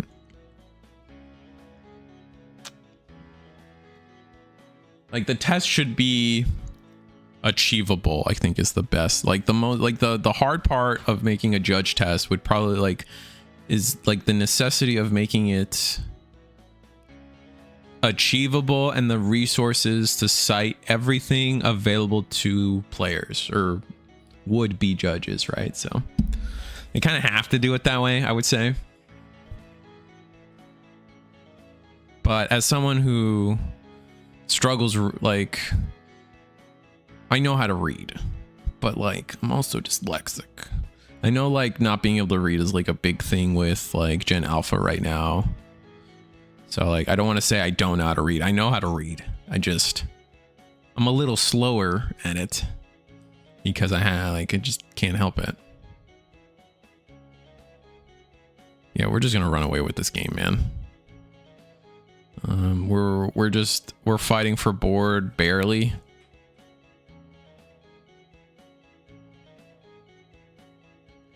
The biggest questions that come up are always weird action timings and simultaneously effects. Simultaneous effects are always the easiest for me because it's just like turn player, because Bandai makes it so simple. It's turn player priority above all else. And then like if the same player is triggering the same thing at the same, not the same thing, but multiple things with the same timing, that player gets to choose the order. Usually how that goes. The only, I guess the only thing that gets complicated is like, yeah, like you said, action timing. Action timing gets a little weird because it's the Magic the Gathering stack. Or the Yu-Gi-Oh chain. I hate, how do I word this? I don't know why. Like, so Naruto's doing this. As far as I'm aware, Naruto does this. Gundam does this. But they don't use the Magic stack. They use the Yu-Gi-Oh chain. And I don't know why, because the Yu-Gi-Oh chain is infinitely worse than the Magic stack. And if you guys are aware of what I mean, like the fundamental difference, if you guys don't know, the fundamental difference between the Yu-Gi-Oh chain link and the Magic the Gathering stack is that they have the original the initial premise is the same. Last in, first out, right? The thing, like, you play a card, your opponent plays a card, your opponent plays a card, your opponent plays a card. Now we resolve down, right? So that's why it's like, if you're ever struggling on understanding how the stack works, think of it as like literally playing Goldfish with your friend or War. You're stacking cards on top of each other, and or in this case effects, and then we have to resolve down, right? Because it's like you just like, now you're picking up the cards and you resolve the cards as you're picking them up, right? So it's just a pile. It's a stack of cards. The reason I don't like the Yu-Gi-Oh chain system is once you've stopped adding to the stack, everything resolves. You're not allowed to do anything until everything resolves, and there just doesn't allow for any flexibility. Like like the Magic stack, you think you can let things resolve in the Magic stack and then add back to the stack or add new effects to the stack and resolve new things and cut in between each other constantly. Infinitely more freeform, infinitely more fun. Just sitting there like stacking 4 cards and then just like, all right, they resolve is just like, ugh, lame. I don't know if I explained that well. If I didn't, if I confused you guys, I'm sorry, and I'll try to come up with a different analogy. Gundam doesn't use the Yu-Gi-Oh chain? It does, doesn't it? Hold on. Let me go back. Yeah, we have like 4 One Piece dungeons, but they all haven't passed tests yet. It's surprisingly hard. For passing tests, just have them ask for extra time. They don't have to give a reason. Just have them ask for extra time. I'd like to judge events because I ain't ever winning. Yeah, even if it's just so your shop can blah blah blah. But yeah, the big question that comes up are always weird actions and timings. Well, I mean, it's like multiple choice questions with 3 different machine dramons and 4 answers, and it's easy to not realize which machine dramon. Yeah, no, 100%. There's that too, 100%. Gundam doesn't use the. I'm pretty sure it does, or at least like it's closer to that than anything. There was a big discussion about overcoming hardship being played on the same unit being attacked. If it was effect like scenario per question, it would be easy for me, but I get tricked by I feel like the thing that most people fail on are like the multiple answers can be right thing. Because at the end of the day, I think that the biggest issue about those tests is the time limit. If you can take your time and actually read all those paragraph long answers, I think people would be fine.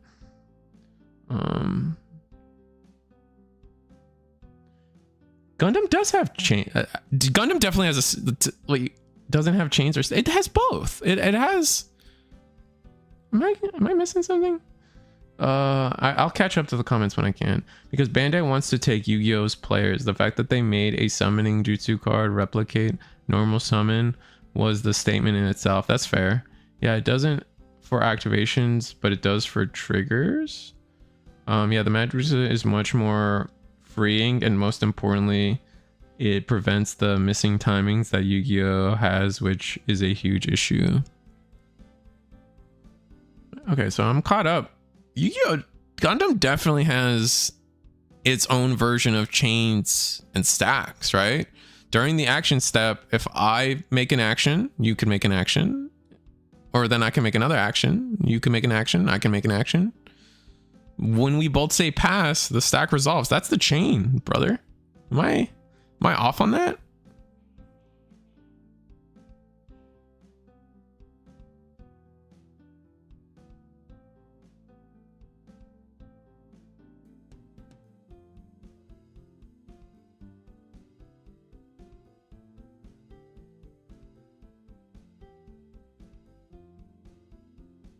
Oh, really? You can't like interrupt each other? Oh. It's never really come up because commands aren't like that crazy a thing. I didn't know that the actions immediately resolve. Okay, I'm wrong. My bad. I learned something new today. I would not be a good Gundam judge. I thought it worked like the chain. I thought it was I don't know. I darkness finger your guy for 2 damage. Oh, in response, I giant growth it to give it +1 HP. Like,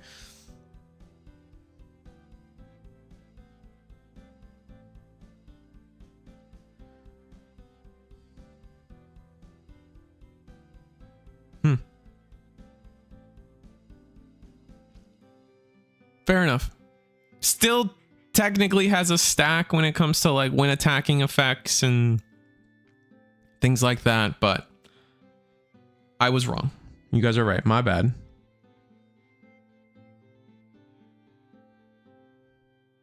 Like I said, learn something new every day. This was our backup match too, so should be pretty close to done.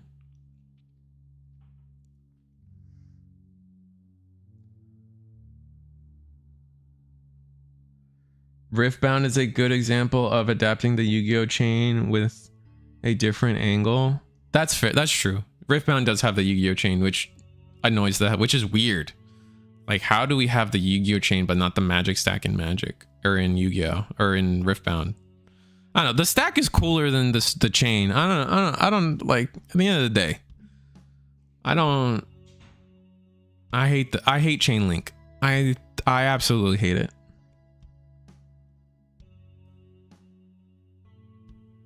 But that's not really a stack so much as simultaneous activations. Maybe because I come from... Do you play Digimon? Because if you play Digimon, you'll quickly get more comfortable with the idea of calling it like a chain or a stack or something. I get you though.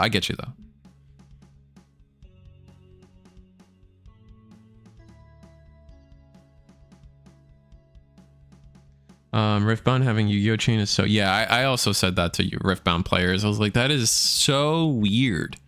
Why are they copying Yu-Gi-Oh for this one? Do people not like the fact that the stack can... is it like too complicated of an idea to be able to interrupt the stack as it's resolving? Because then you have to continuously keep track of what's on the stack and what isn't on the stack. I don't know.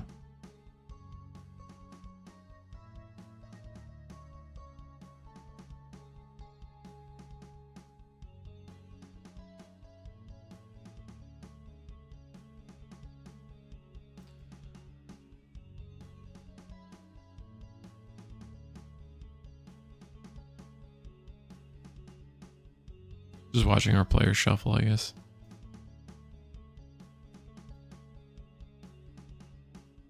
The only two people still playing are Cody and S. Dot. But well, I guess I'll reiterate one more time. Do I still have it open? Technically.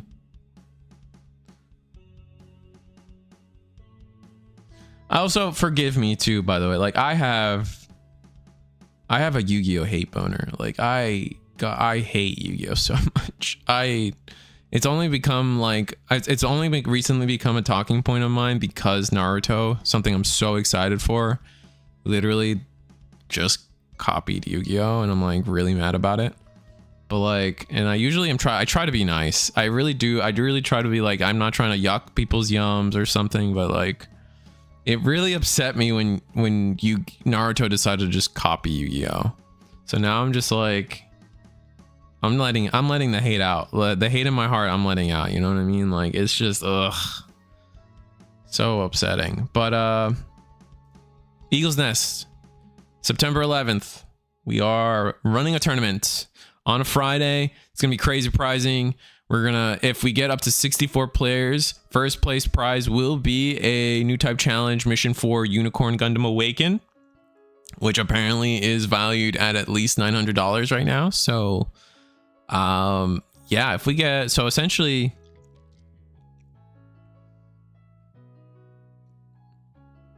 does that mean we can call this a 1K? If we get 64 players, we can call this tournament a 1K, right? Because then it's, you get the Unicorn Awaken and the Benager, which is $1,000 combined. Eagle's Nest 1K. That's kind of cool. I like that. I'm gonna call it that from now. If we get 64 players, it's all scaling pricing. I'm not trying to false advertise, so we probably shouldn't call it a 1K. But it is kind of cool to say if it's 64, if we get to 64 players, it becomes a 1K. That's kind of cool. Anyway, links in the description below. Don't miss out on it. If you guys are interested and have nothing else to do on a Friday, I won't be streaming it. I work on Fridays. Maybe I probably expect Eagle to stream it unless he's giga busy. Maybe we get Eggman to stream it unless he's giga busy. I don't know. Someone will do it. But yeah, no, definitely sign up. Links in the description below. Bunch of prizing, bunch of stuff. It's always worth it. Eagle always, above all else, is always trying to make sure that like you get your money's worth, man. It's a webcam tournament too, so fun. It's actually a 1K. Are that many people signed up? No, there's 6 people signed up. Shut up. It's actually 1K right now. Okay, but I'm using our prices, so I see what you're saying. I understand what you're saying now. You're saying that Unicorn is worth $1,000. Este moment. Most of its history, but still several years in. Let me see. The stack is way better. Thank you for agreeing with me. It's not. It's really not. The big thing is that for game designers, it makes it harder to make new cards because players can break stuff in that way. Oh, okay. I can agree. Few Magic the Gathering decks based on exactly that. It's not as in the stack. It's not complicated. Oh, I see what you're saying. I don't know. Yeah, I get what you're saying. So it's just easier to break because it's more freeform. I guess that's fair. I don't know when the stack was introduced in imagery. It wasn't there from the start. It must have been there early though. Like once they really were starting to like figure out,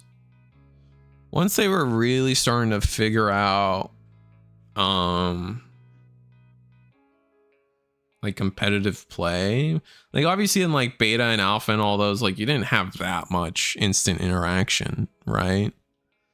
So it wasn't necessary, but eventually it does become necessary. So I get it.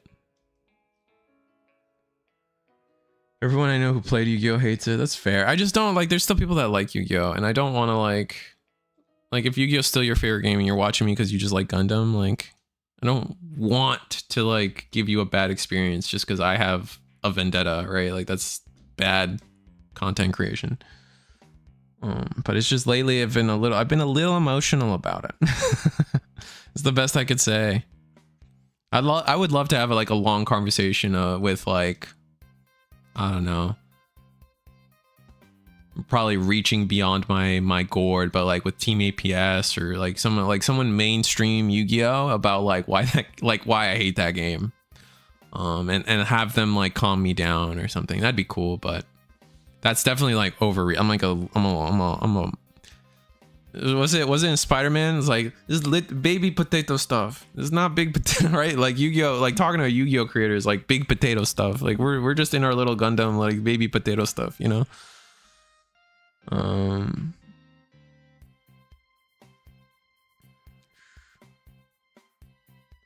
Will everyone receive one pity pack? I think that'd be a good advertising point. Let me see.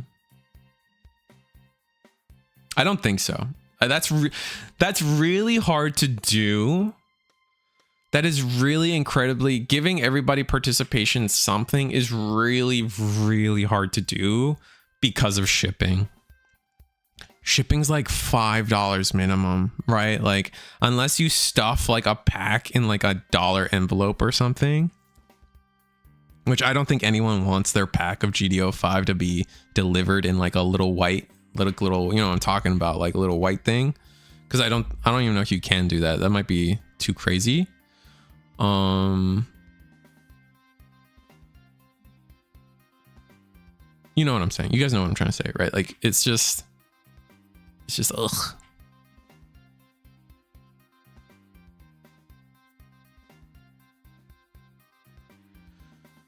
Just waiting for the round to end. Cody and S-Dot are going. Oh wait, no, I'm not waiting for the round to end. Oh snap! I'm sorry, guys. I want to watch. Oh snap! I'm sorry about that. I guess I have to watch finals. What is this?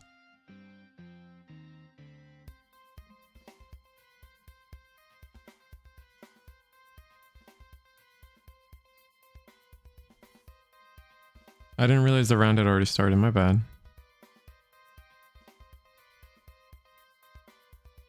I want to watch S-Dot though.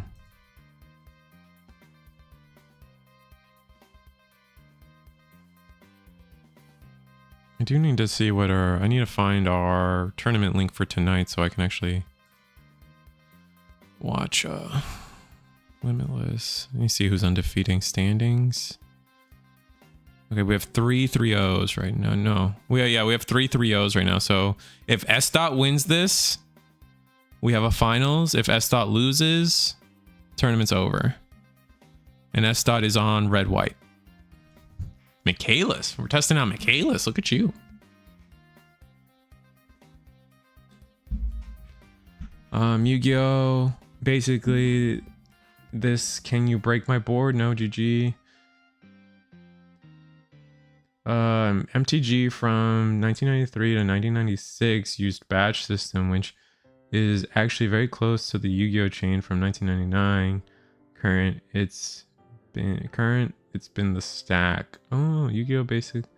That's funny. Basically, when Yu-Gi-Oh came out, they basically once Yu-Gi-Oh came out, they were like, wow, that's a dumb idea. Let's make it better. Yu-Gi-Oh's basically this. Can you break my board? No, GG. Yeah, I agree. That is just how Yu-Gi-Oh is. I know Yu-Gi-Oh's better now. Like in terms of a game itself, Yu-Gi-Oh's better. But there is so much other things that I don't like about Yu-Gi-Oh, between like how bad their products are, how bad the people are, how bad Konami can be as a company. And maybe the people have changed since I haven't really interacted with Yu-Gi-Oh players in a while, but there are times like I still see some of those same people from like my earlier Yu-Gi-Oh days, and I'm like, I don't remember liking that guy. He still plays Yu-Gi-Oh. Weird. Like for example, the story I tell people, one of the stories I always tell people is at my shop that I currently work at, we've only, to be fair, like obviously like we've only had one confirmed case of theft to where we knew something got stolen, found the person stealing it, and then confronted them, right? And got our stuff back. Or like, no, it doesn't even have to go for. There's only one time that like we confirmed like something got stolen and this is the person that did it, like on camera or something. The only time that happened was a Yu-Gi-Oh player. And I'm not like, you know, anecdotal evidence, but like doesn't help when I'm already upset, you know?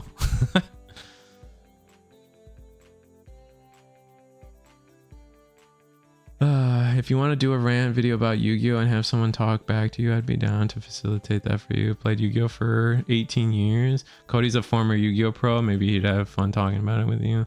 And the moves to different games he's done. Yeah, he's played everything. He's played almost everything. April 2000 is the introduction of the chain in Yu-Gi-Oh. Ah, I see. Bandai is going to be the king of TCG. Pokemon is about to get print to the ground. Just like Magic. Naruto hype plus player numbers will be okay, but printed. Like, I guess it depends on how you define king of TCG. Just because Pokemon gets printed to the ground doesn't make the game less popular, right? Like that just means the value of the cards and how much like this crazy over purchasing of Pokemon is. Right. But that doesn't hurt the game. Like the game, Pokemon is in a very interesting spot where like the success of purchasing product and the success of like the competitive game are very separate. Like the only like homogenous thing that affects them between each other is really like because so many people overbuy Pokemon, the competitive scene is so cheap. Outside of that, there are those are two very different bubbles. So it depends on how you define king. Magic's kind of the same way, whereas like in terms of like there's not a lot of like I collect Magic people, right? Most people who buy Magic play Magic, or you're like an investor or like BS thing, right? Or you think you're someone who's investing and thinking that the products will appreciate, right? Which, you know, whatever. That's a whole different world.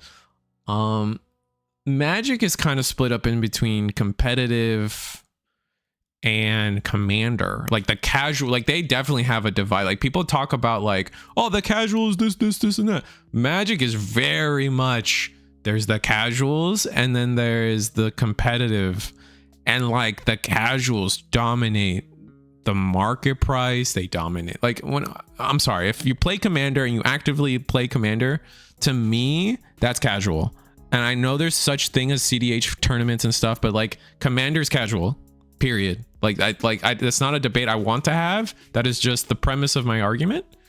And I don't think it's that flawed. And you can add nuance if you want, but like at the end of the day, I think it's fundamental.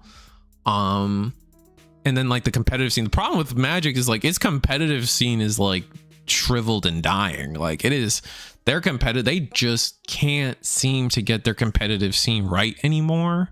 And I'm not experienced enough to tell you guys why or where or how that could be. I haven't played competitive Magic since like Gatecrash, so I don't know. And I didn't stop because of any particular, like I just got like college, right? And money. Like I was a college kid with no money, and like I just never saw a reason to go back. I picked up Digimon and I'm like, I like this better.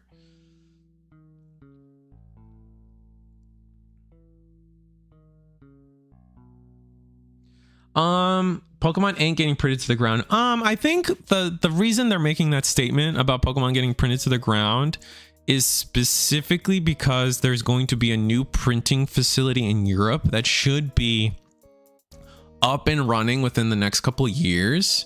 And at that point, it's speculated that like, yeah, things are about to get printed to the ground. I think that's where that idea comes from. True or not? Up in the air. It is speculation, obviously. But there's reason to believe, yeah, like, I mean, like Pokemon was like, we printed like over 10 billion cards or something, which, God, I I don't think anyone this like no one we can't as human beings. I don't even think we can comprehend a million. You want to comprehend a billion? It's crazy. But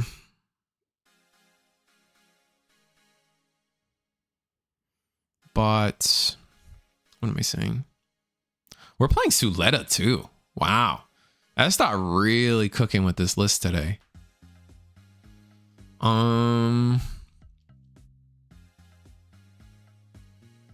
So that's where that's where the overprinting prediction of Pokemon comes from. I think maybe I could be off, but I think that's generally where that energy is coming from. I don't think they're crazy.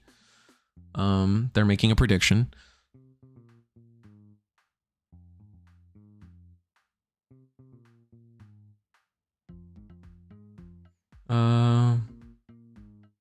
They could 2x this. Let me actually finish that sentence. We literally can't keep it on the shelf. Well, I mean, I guess if you're selling at MSRP, you can't keep it off the shelf. But that's like, there's some reasons for that like go beyond just how popular Yu-Gi-Oh is or Pokemon is. Like, cause like right now, we don't sell Pokemon at MSRP. Like we do an ETB of Pitch Black. We are selling for $70 and it sells. It's not flying. Like right at this point, we sell $6 a pack for Perfect Order, Chaos Rising, Pitch Black. Those are not flying off the shelves. And I think those prices are fairly close to market. The problem is once you get yourself to MSRP, now you're looking at all those people that are like, oh, I can just flip this for $10. And once you start getting those people, then you can't keep it on the shelf. Yeah, jury's out on how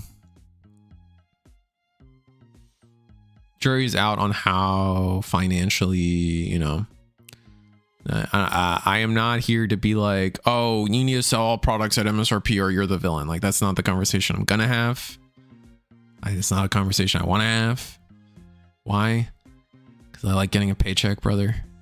like if you're like, I think, do you have a moral obligation to help your locals that play in your tournaments and stuff as a store owner to like give cheaper prices? Yeah, but you also can't give things away, right? So there's got to be a give and take there. And then like, I don't know, you go from it's a whole, I could yap forever about everything.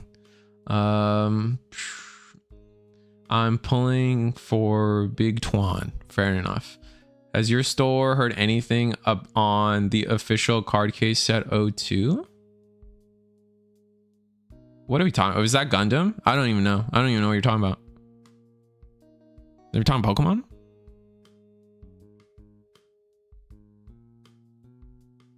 Commander is casual for sure. You're not wrong there. Magic has too many sets. I don't think that's true either. I mean, define, like, I guess it define what you mean by Magic has too many sets, but like sets in rotation. Yeah, I could say that. Like for standard, I could agree. I wish they went back to block formats, even if like the story isn't progressing in a block format.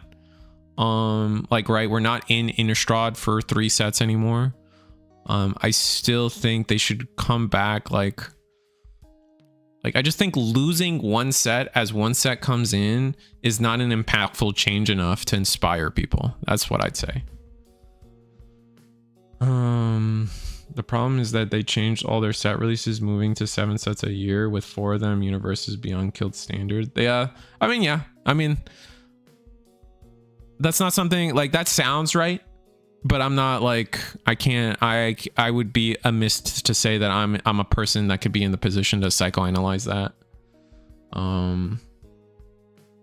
6 billion more cards a year, buyer fatigue and shifting TCG culture will make Pokemon take a hit, but I enjoy playing Pokemon in a moment. I'm just afraid it won't be enough demand. I do agree. I don't think that's a fair concern. I think competitive Pokemon will be fine. That's kind of what I was trying to say.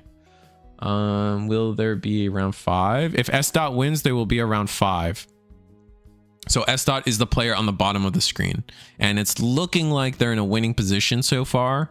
I don't know what the League Militaire hand is at the moment, but S dot looks to be with a healthier hand size, and it's their turn, and they're not necessarily super ahead on board, but I think they have the better board going into a full Dawn turn or a full resource turn, right? Cards worth 50 cents to $2, and it's supposed to be a hit. Makes ripping not rewarding. One Piece, you've got people buying a brand new set at $17 a pack. Yeah, but that's still like,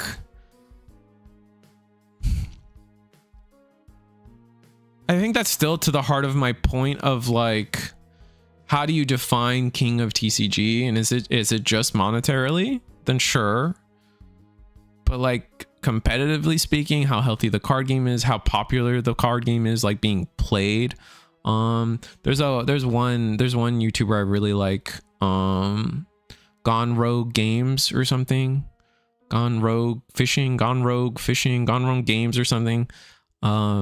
He's like in Arizona or something. I forget, or Nevada. I forget where he's at. I think he's Arizona. It doesn't matter. He always talks about like the most successful card games are the ones that can put butts in seats. Right now, that is, I mean, Pokemon's that for like their big competitive stuff, and One Piece is that for anything and everything competitive, right? Our pre-release at my shop had 107 unique players. Crazy, insane. I don't think we've ever had an event that big before at the shop. So One Piece is king. Like, if we're talking like butts and seats, people want to play, like, it appears as though One Piece is already king of that.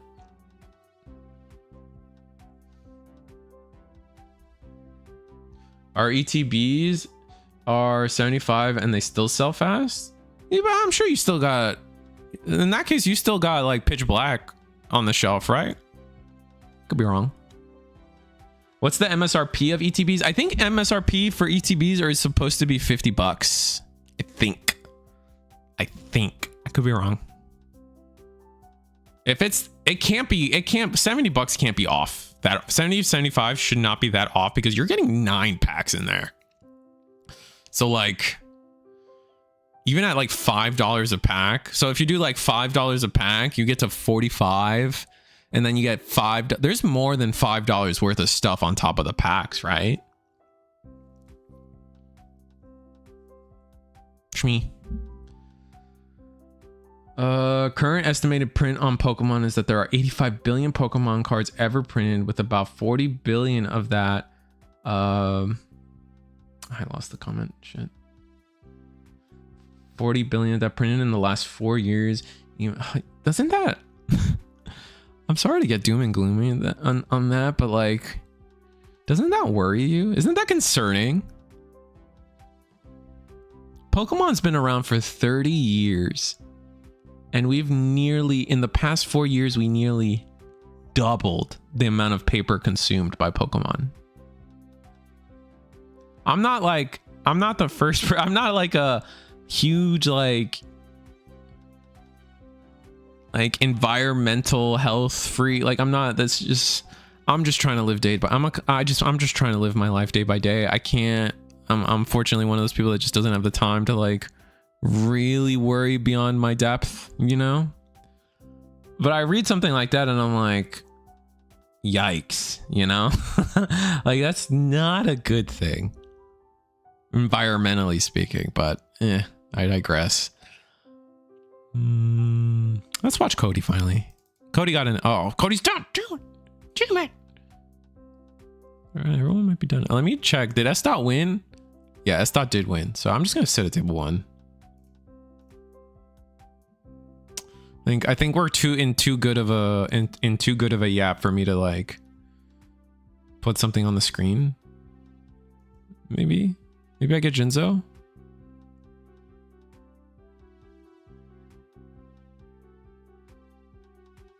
Maybe I get Blank Banter. Nah, I'm good. Nah, we're good. I'm good. Even if 6 billion a year, that's not 2x. So definitely not printed into the ground, not even doubled. Yes. Gundam character box with Gelgoog and Rick Dom alt. I have no clue. I have no clue what our plan is for that. I don't know if I don't even know if stores can buy that. We have a character box on order at our shop, but I haven't heard about shipping it ourselves. Yeah, then our shop probably has it ordered too, but it's like, it's kind of like the assemble kits. If that shit comes in, it comes in. Just my opinion, culture and the audience ripping the product is important. Pokemon, you have parents doing cards with their kids. One Piece, you got players, gooners, Degens, and online rippers. Bums me out. I need to buy 4 for a playset of my favorite units. You can always, you'll be able to get the singles. Like, if they're your favorite units, then like, I think there is a level of like, you just kind of have to eat the L and pay the price of your favorite units. Like, just buy the singles, right? Market share, I think Konami versus Bandai versus Pokemon versus market share, I think it's a good metric. Well, define market, like, our market share, like, I don't know, that can kind of be of, I'm not an economics guy. My wife did a lot, so I studied with her, if that makes sense. But I feel like market share is also vague in this scenario as well, right? Because how much is a product being consumed versus put on layaway, right? How much is the market actually absorbing a product versus storing a product? How much, like, there are two different markets when it comes to these collectibles, right? Because there are the people that see it as a valued asset, right? An asset class almost.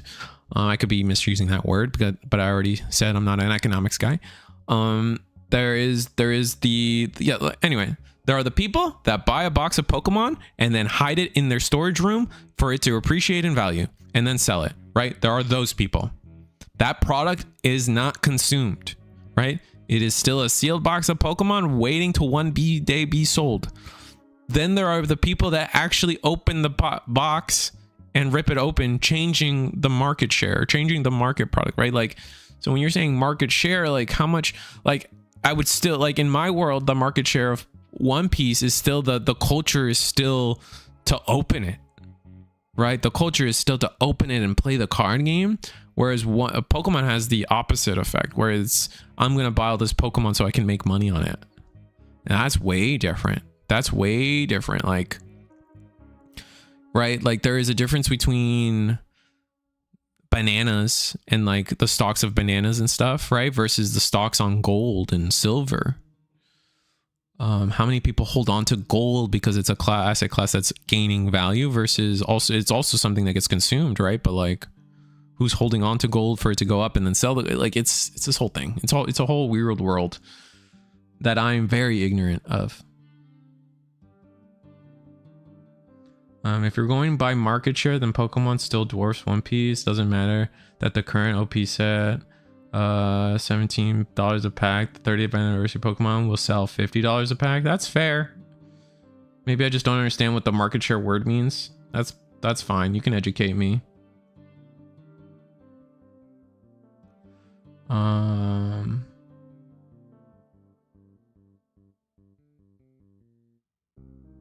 Most AOP pack, 50, they got up to 60 MSRP like last year. Oh, ETBs are $60 now. Okay. Post-release 30th anniversary could be 15, but it won't be anywhere close to 50. Every One Piece set packs are selling 13 to 17 post-release. Pokemon's doing the same. Doesn't do the same. Good MF decks are hard to play. Most OP packs are $8, dude. Only the anniversary sets are high. Not high in TCG traffic areas. High minimum $10 where I'm at. Nobody's selling blisters for $7. OP17 is already down to $12 a pack, and it's only been 3 days. Yeah, well, your shop can. Nah, I would counter that point with it went down to 12, and as product gets scarce, it's gonna go back up.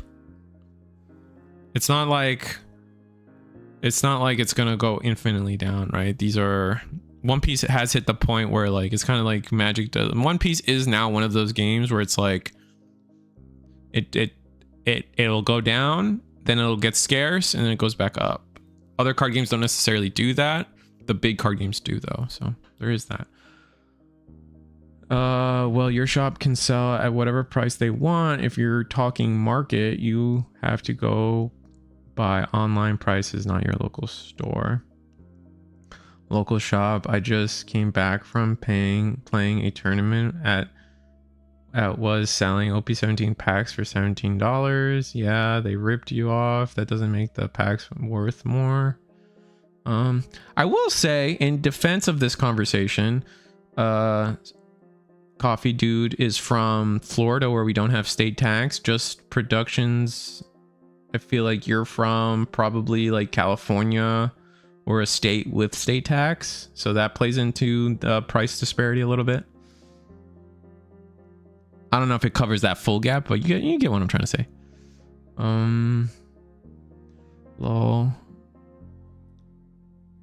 Lol, the fear is that all stores will adapt the idea that they want to maximize on profits once every store changes market and there's no more MSRP. That'll be a sad time. I mean, I don't know. I think a successful store needs to account for the market for all of their prices, not all of their prices, but for the heavily desired products out there. You do have to consult MSRP and be like, hey, I need to sell beyond this to make money. Because here's the cool thing about how here's something that I think is cool. A card game store is able to support things like Union Arena, Digimon, Dragon Ball before recent. Let's rewind like 3 months. Give me that. Dragon Ball, I don't know, the Cyberpunk card game. Like, these stores can take like risks or minor losses on all these little card games. Azuki, Soulmaster, Y Sports, Vanguard, Yu-Gi-Oh! Like, these stores can take like minor losses on all these card games and support those communities with like cheaper prices and like slightly at a loss for some things, because they can make their money off of Pokemon and One Piece. And that's only really possible if you like change the scale of what you're pricing things at, right? If Digimon was a game where every store only did MSRP, Digimon would be dead. Right? Like, Digimon is not a game where the boxes are worth 120, which is MSRP for Digimon and most Bandai card games.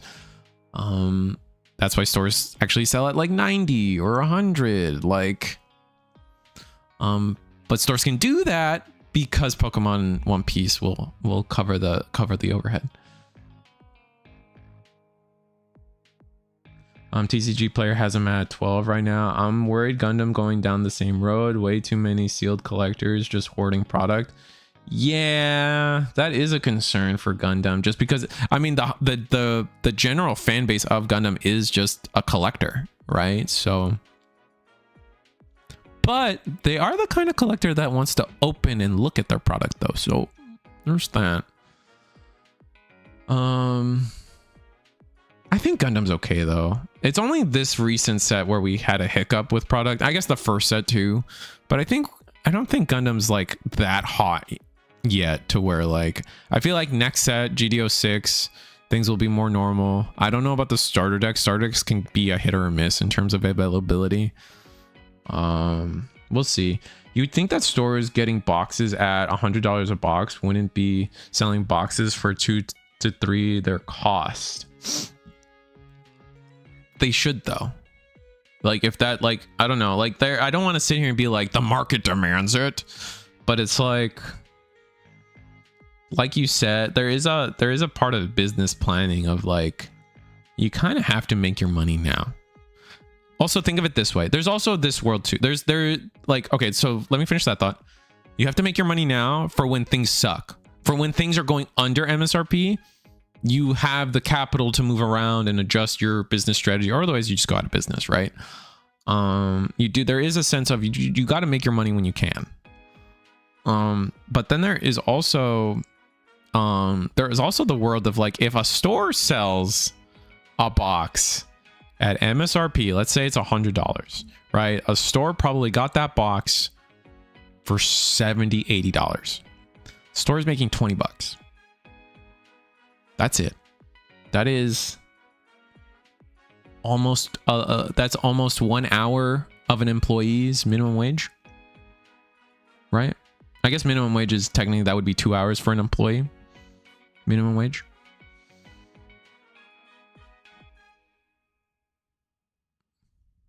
I mean, most places minimum wage is $15 now, but like, you guys get the perspective I'm trying to create. And so now you tell me that same employee instead could say, I'm going to buy that box, and then I'm going to go on eBay or TCG Player and sell it for 300. Your employees now, not the employee angle is a little extreme, but I want you to kind of get it.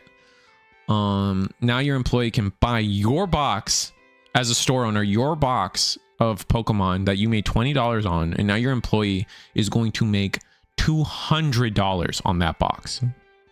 You can't do that. You just, as a store, that would be insane. You can't do that.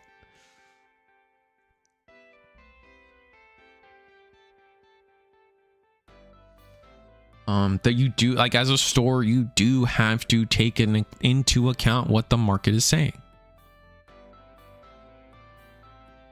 One of the local stores cuts all the seals unless you pay more. That's fine. Or you could just meet in the middle somewhere. If you're at MSRP, if MSRP is 100 but it's selling for 300, the store can just say, hey, I'm selling it for 100 or 200. Sorry, just meet people in the middle. You still look like you have a great price and comparatively to the market, and you're making more money. Well, BitBox will always have MSRP, so then players will always know that the stores are ripping them off. So people just got to stop. Yeah, but those big box stores don't care, right? You don't play at big box stores, right? You can't go to Target and play Pokemon or One Piece or Gundam. And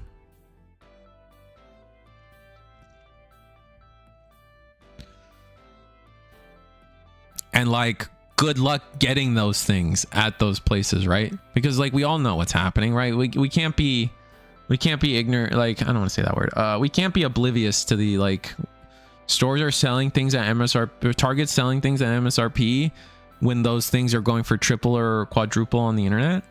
We already know what's happening.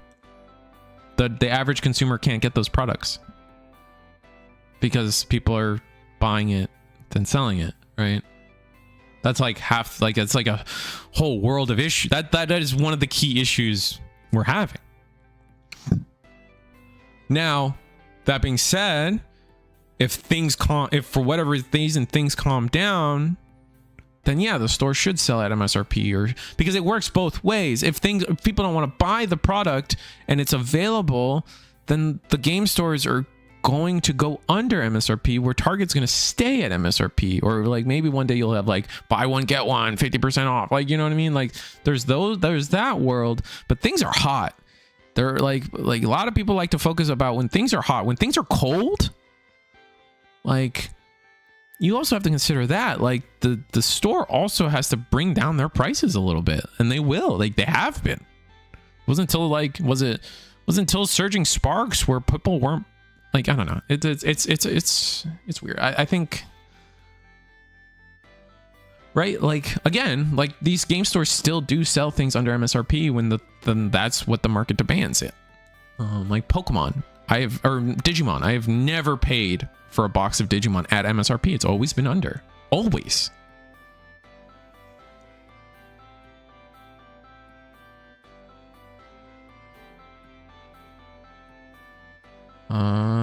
If you stop playing, their allocations will be cut down. Sure, that's not necessarily true. That's actually like not true. A lot of your allocations, a good amount of your allocations just come from like, how much were you buying? How much have you been buying? the price is always low. It was more that his locals is overcharging him and he can't base his opinions about. Uncle Sam loves Minnesota. I mean, they could do what they do in Japan and refuse to distribute to stores selling sealed at market. I could do that, I guess. God, I wish everyone was understanding as you, Risu. I try. I can be pretty bigoted. Not bigoted. That's way stronger of a word, but I can be pretty ignorant. Belligerent? I'm gonna go with belligerent. But I try. That is how it used to be, but America is the capital of consumerism. Over consumerism is true. So coffee, how much would you sell me a case of OP17 right now? For you, I'd sell it because the market is, but for my locals, I actually play in my shop. I sell them at 1,800. That's still above MSRP, right? Am I dumb? I'm not hating. I think those are really good prices. I'm just saying, technically, I think that's over MSRP even for your players, which is not your. I don't know. I'm just saying. I can't help but spit math. There's no angst or opinion behind that other than saying math out loud. I think Bandai prints based on off its. Bandai does print. I don't know. Bandai prints based on pre-order and demand, right? But that's not necessarily based. I don't think Bandai prints based on players, not in NA anyway. They print based on based on what stores are ordering. That's like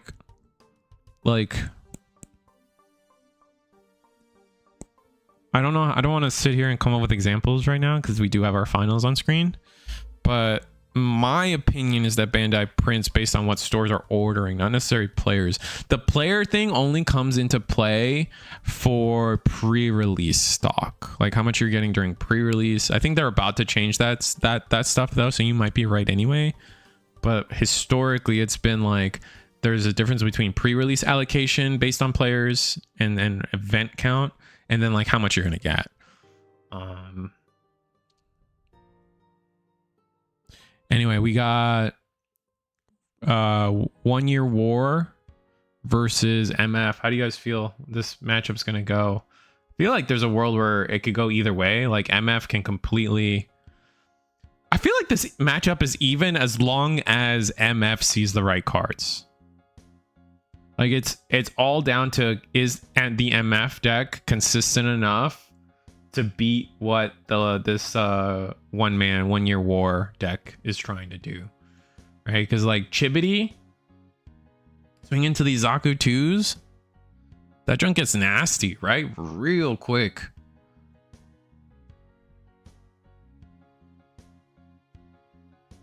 It's a pass. Oh, we might be cooked, chat.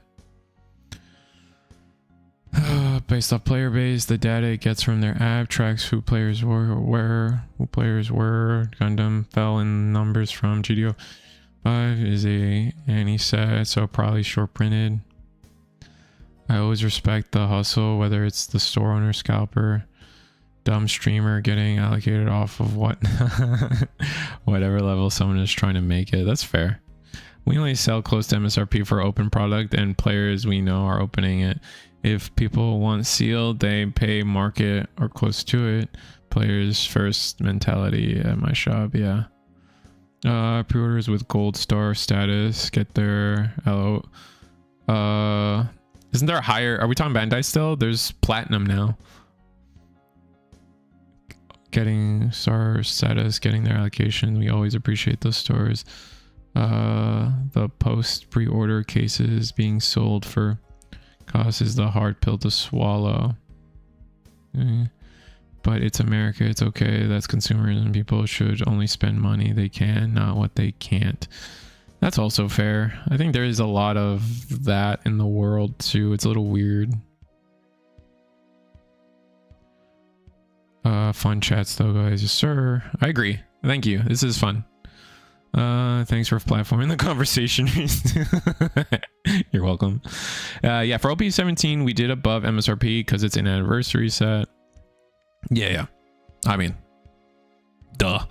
My store order 100 cases got and get 6 to 8. Yeah. That's a whole different like allocation and everything. That's a whole different behemoth, man. I don't even know what to think about that.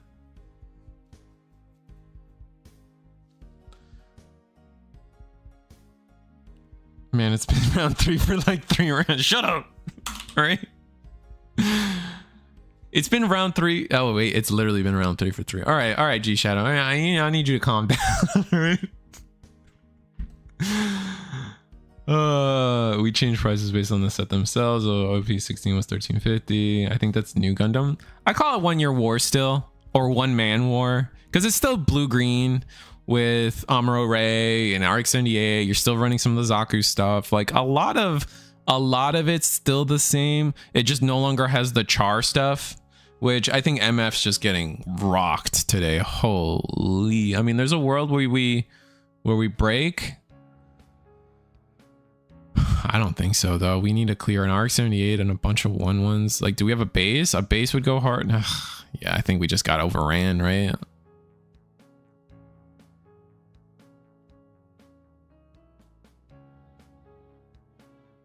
MF with a good hand, but game has the god hand factor. If everyone doesn't break, it should absolutely clean 1 year war. Fair. Yeah. Like, does MFC Darkness Finger earlier or not? Oof, no DF, no Chibity. Yeah, no Chibity on the... I think this game was over when we had no Chibity on the Maxter, right? Darkness Finger. Clear. Gun tank.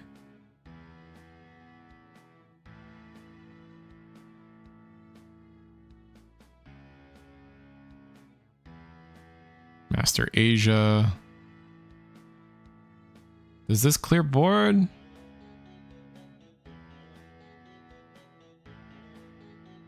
Doesn't clear board, but close.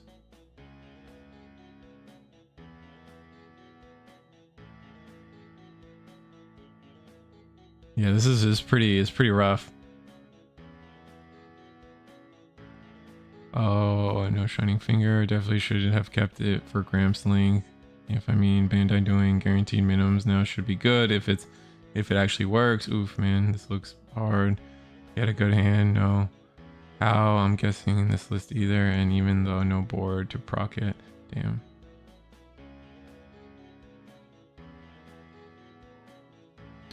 All right, we need a base. But how Gundam should, like, we should be able to clean up the board, right? We just need to be able to use a command.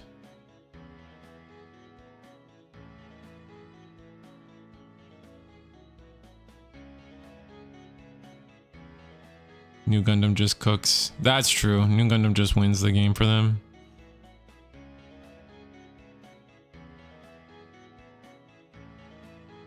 Yeah. Man, it's not like we didn't go through a lot of our cards either. We went through a hell of a lot of cards already as the MF deck. We really needed to see the Chibity. The Chibity on Maxter, when the 2 Zaku 2s in the beginning were down, that would have cooked. That would have cooked. We would have dug to found our Darkness Fingers faster and sooner. And then potentially, like, that Chibity, like a Chibity Maxter would have done a good amount of work, and we just didn't have it. I think that was I think if there was one thing that kept us down, it was that. I could be wrong though, and I didn't. It's not like I watched the whole game. I was kind of trying to catch up to chat. Shining Finger, rest the Zaku. Swing. Clears board. Gundam Aerial. Rebuild, pick up Darkness Finger? Or is this a different rebuild? Or is that only when you link?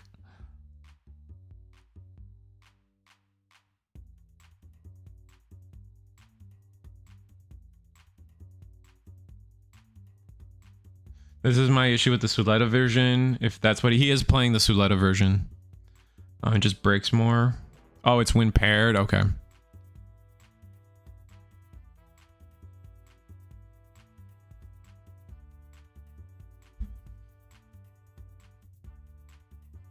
Domon. So Domon first. Ooh, I like that little. That's a cute little loop though, right? So you stack the effects, right? When paired, aerial first, pick up a command, and then you just ditch that command with Domon. I like that a lot. No Master Gundam feels so stupid though. So did we like brick and don't see Master? I feel like that's been our issue all day, is not seeing, like, or at least like in the previous, like, obviously he was winning, but like not seeing Master feels so stupid. Seeing Master here, disgusting. Can we can Master here, right? Yeah, we're plenty high level.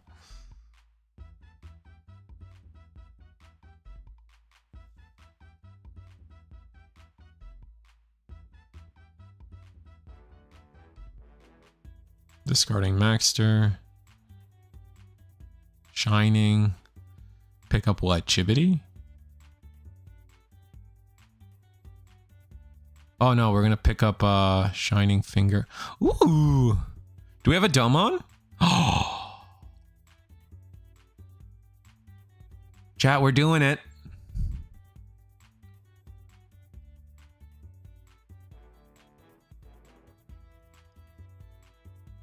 All right, you gotta swing aerial. You gotta swing aerial. Okay. Then Michaelis comes down.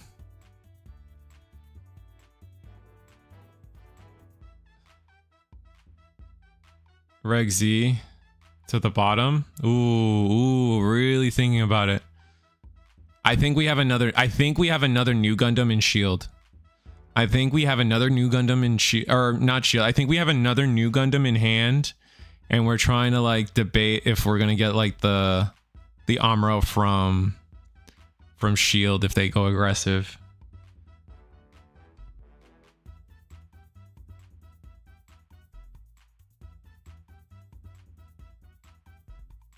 Yeah, we need a base. Like that's like number one, right?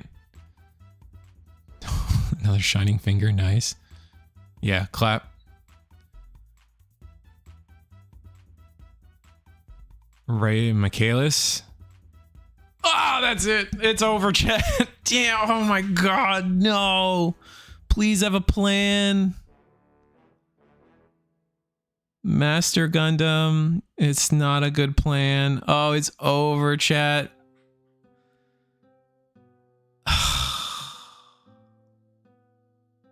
Base. Oh, we had the base, so we would have gotten it. We would have gotten it anyway. We would have gotten it anyway, chat. Damn. I wouldn't have swung there. That's fair, chat, but we would have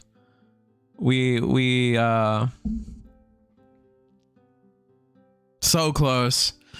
So close. And that's what I mean, like that's I really do think like maybe like I'm not trying to like obviously S-Dot played the best to his ability. I really came down to with all my heart, I believe it came down to not having the Chibity for that first Gundam Maxter, because from there, I think it just snowballs. Like every attack you deny early is an attack you can take later. And like Chibity, not that Maxter not having Chibity changed everything.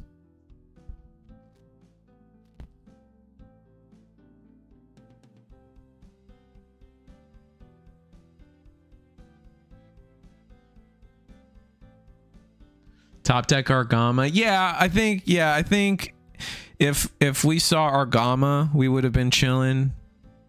Swinging there doesn't make sense. I don't disagree with you guys, chat. I think, or obviously, but like at some point, like we do have to.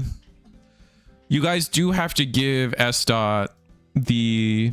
You guys do have to give S-Dot the idea like this too, because this is important too, and I think a lot of people get hung up on playing it safe, not giving your opponent, like you have to play for game at some point, right? Like you have to try to route things for your own victory as well, right? You can't just like you can't just play it safe the whole game, right? You gotta attack eventually. That Amuro Ray is there.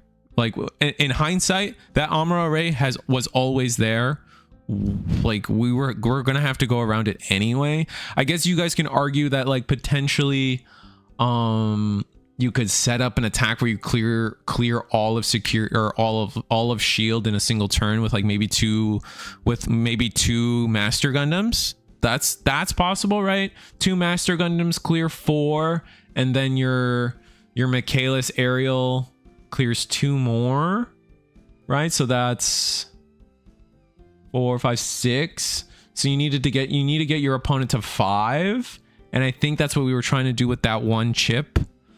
I guess there's a world where you just go wider and then you just win next turn. But at the end of like, unfortunately, we do now also know that they top decked the base, and the base would have gotten them the Amuro anyway.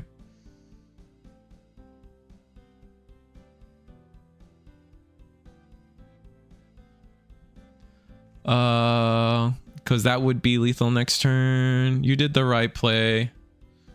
Yeah. Oh, hold on, he's talking. I should read that. Like, but I imagine he's saying something along the lines of like what I said is like, you have to go for game at some point. Like you have to like map things out so you win, right? Like you can't play defensive because he's gonna top deck it anyway eventually. Style, you had no blockers. It wasn't gonna matter. Top deck, yeah. The bit, like I said, like some of the hindsight stuff we can ignore. Like obviously there was a base anyway, so the swing didn't matter. He was looking for, yeah, using new effect there would have been BM and throwing him. I had game next turn. I had to attack. Yeah. See, he was trying to route for game. I was down and out with clearing 2 dudes being my only out. I don't think he had to swing that at all. He had master, so that's 4 swings. And next turn, I'm guessing his plan was to swing 1 time. He probably would have passed if the first hit wasn't a pilot. You did the right play. Yeah. Okay, so we're kind of agreeing with what I'm saying. Cool, because that would be lethal next turn. But he had a base to dig. 4 guys on board is 5 damage. Not enough. It was inevitable. I get why you swung. If you had no more ways of clearing unrested dudes, yeah. Either wait and die, or he plays base and gets Amuro. Yeah, it is what it is. Very good game. Yeah, like it just came down to the early game. Like I really do think if we had that Chibity in the Maxter early, I think we cooked there. That's like that 1 or 2 extra life you would end up having, or searching 1 extra darkness finger. That's just, I think it snowballs from there personally, but I could be wrong. Very good game over both players. There wasn't going to be a chance to set up an OTK and hope. The guy just kept whiffing top decks. He had to push for a check and then checkmate next turn. Yeah, exactly. Triple gun tank was OD. Let's be real. Game was his from the start. I didn't see the triple gun tank. We were talking about economics. I'm sorry. How did you like the silhouette package? I love CCA, but man, LB is degen. Lando Bell. Oh, Lando Bell. CCA? What's CCA? You have to. You make the correct play every time, even when it loses you the game. Yeah, that's true. Well, most yeah, Guntang should be banned. Another card is just too aggressive of a tempo swing. Isn't it at 1 now? Didn't they do something to Guntang? Am I wrong? Oh, Angsha. That was Angsha. My bad. He had the base, so it didn't matter. GG's though. All good. Aggro goes burr sometimes. Also, shouldn't have airframed Argama.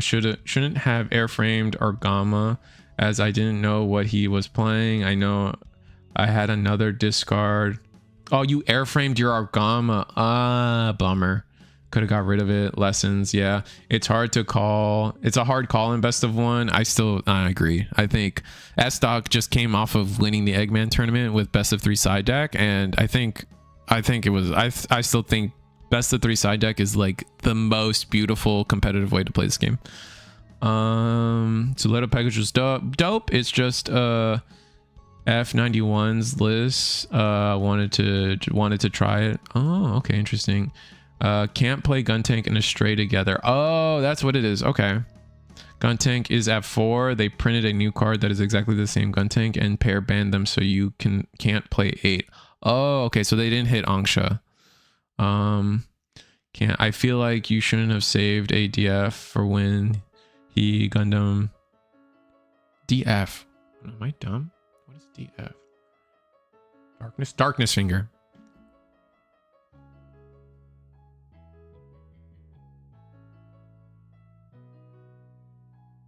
He did it last. Angsha is also at 0. I had to shoot a guy to not lose another shield. I see. Oh, in a different. Oh, Angsha is also at 0. Thank you. I had to shoot a guy to not lose another shield. Yeah. No, I don't think. I mean, I didn't like. Obviously, we were yapping through a lot of that, unfortunately, but I do think there's a good amount of like you just like the early game was just so. I mean, that's just how it is against aggro. His early game, you couldn't answer the early game efficiently enough, and so you lost in the inevitable mid game scrap. I think it's nothing crazy. I lost game 1 in top 8 and in the finals at Eggman, so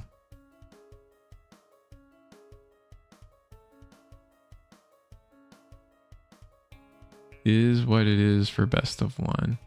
Still the King of Hearts, dude. Yeah, I can't wait for like Sekihya Tenkyoken to come in. Also, I love that deck. That deck is so cool. How many unforeseens the list play? Let me see. Did you make it public?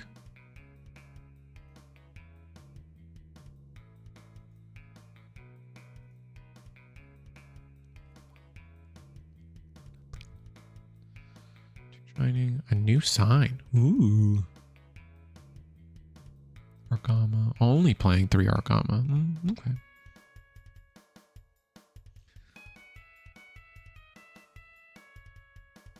Gundam Maxter, Michaela, Shining Rising. I wish Dragon Gundam was good, man.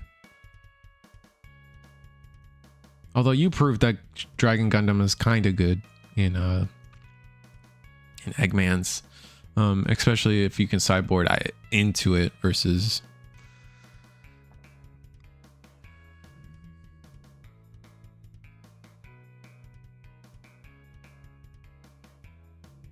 Master Link is strong. Yeah, I saw the list. Win a new type chance, so clearly you can get away with some stuff. I main board Dragon just because our local is pretty aggro. Lando Bell. Yeah.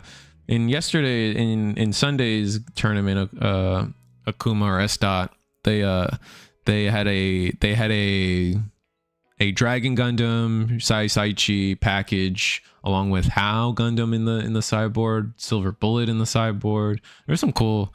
I really liked that list from Esta, but he wanted to try the Suletta stuff, which the Suletta stuff was cute. You did play it, being linking Domo and picking up a spell, playing the spell. Like that was kind of clean. Like that was just kind of cool. Yeah, that guy is my boy. He was playing 3 of it and it won him 2 games at no type. He dropped 3 in 1 turn on a new player to stop lethal. Another guy in that same top cut played 2. Yeah, I just double checked. Yeah, I checked Akuma's list and it's definitely 3 Master Asias. 1 How Gundam. 2 Asias. Yeah, 2 Asias sounds crazy, but when you're trying to fit in when you only have 3 masters in the first place, and then you're trying to fit in the Michaelis and the rebuild, right? For that cute stuff, like, and you need to have 4 Domon in that scenario, and maybe the Suletta's not necessary, but extra AP can't be bad. So I see the logic there. Plus a 2/2 pilot. 2/2 pilots are still very underrated, I think. I may be less underrated now that like Strike Freedom is a thing, but I think Strike Freedom, a lot of people's focus tends to be on the fact that Strike Freedom itself is a really good card and not so much that the Kira is a 2/2 pilot. But I do I'm inclined to think that 2-2 pilots are very, or they are very hidden in terms of how strong people think they are. I think they are a lot stronger than people tend to think. It's fine for the Suletta version. Red Epion reveal when? Oh yeah, are we still waiting on the Epion? There's no way. From the starter deck? The picture card? The cover card? We still don't know what the cover card does? That's crazy. Oh, we did get Unsanctioned Ordnance. Burst. Choose one enemy unit. Deal 2 damage to it. Main action. Choose one damaged unit. Deal 5. Ooh, wow. For 4, deal 5 damage to something. Okay. All right, red. All right, red, blue, ping. See you. 5 damage. Jeez. Nasty. Absolutely nasty. I like the Final Victor. You guys read that spell? The command? We haven't seen the O yet either. That's crazy. The Final Victor goes so hard, chat.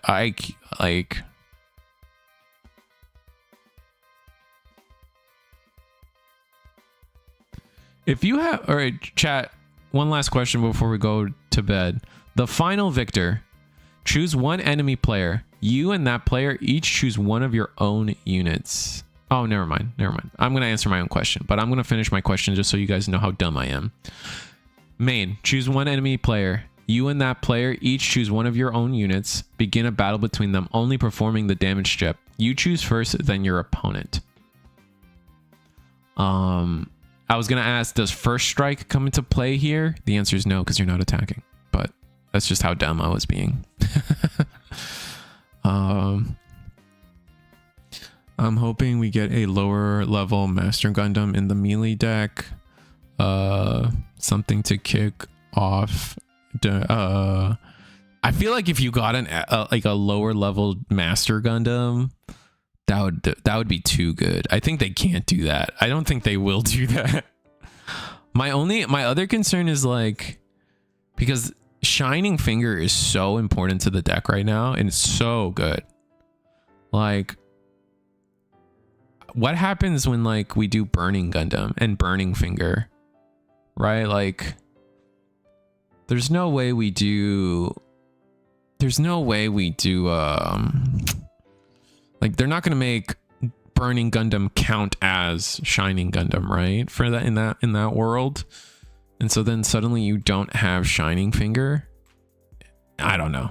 You guys get what I'm trying to like think about, but what does the deck look like with Burning Gundam instead? I don't know. Like what, like the deck is such a good fucking like ball right now. That's like, how do you even put a Burning Gundam in here? Once per turn, and then oh yeah, the Shining Gun. I was gonna read the Shining Gun. Once per turn during your turn, when you activate a special move command, choose one unit. It gets -2 this turn. If you do, it gains.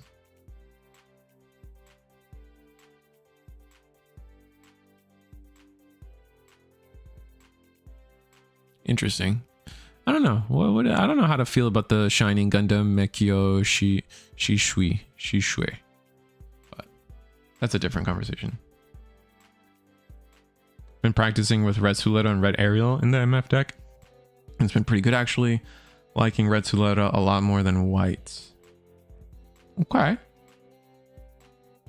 I think it's too far letting your opponents choose the unit for a level 6 card. That's fair. Someone today tried to argue when Shining Finger sends away a unit, its destroyed effect occurs.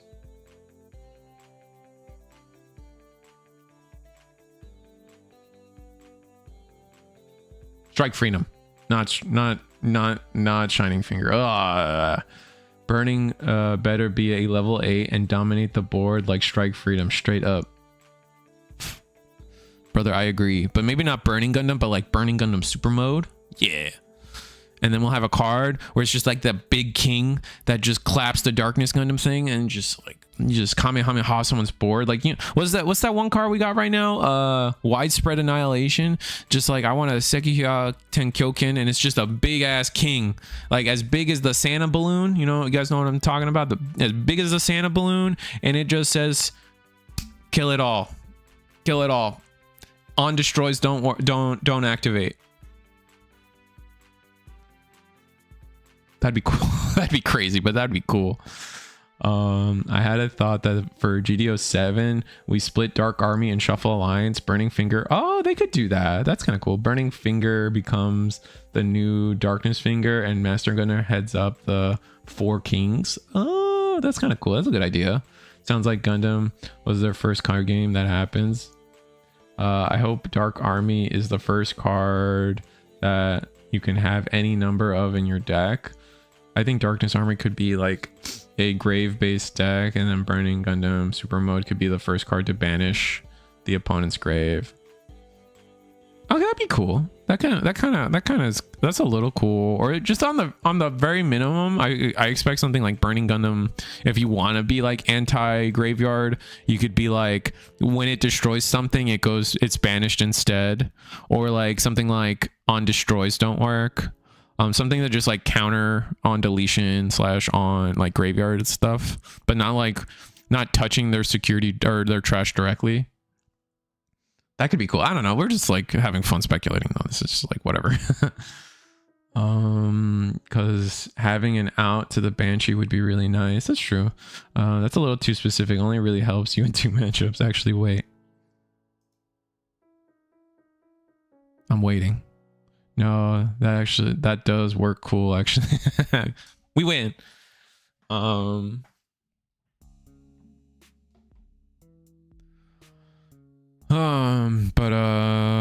Anyway, that was a fun tournament. Thank you everybody. Thank you Estop for coming in and giving us insight on your plays. It's always kind of fun. Don't always get to do that. So yeah, because it clears red grave, red blue grave, CB grave, and lupus. Yeah, it's true. And it messes with Lando Bell a little bit. Yeah. So that being said, guys, like, share, subscribe. Thank you guys. It was a fun night as always. The Yap always ends up being pretty interesting. So and you guys are a part of that. So thank you for entertaining everything. For sure. Thanks for hosting and commentating anytime. S. And see you guys next time.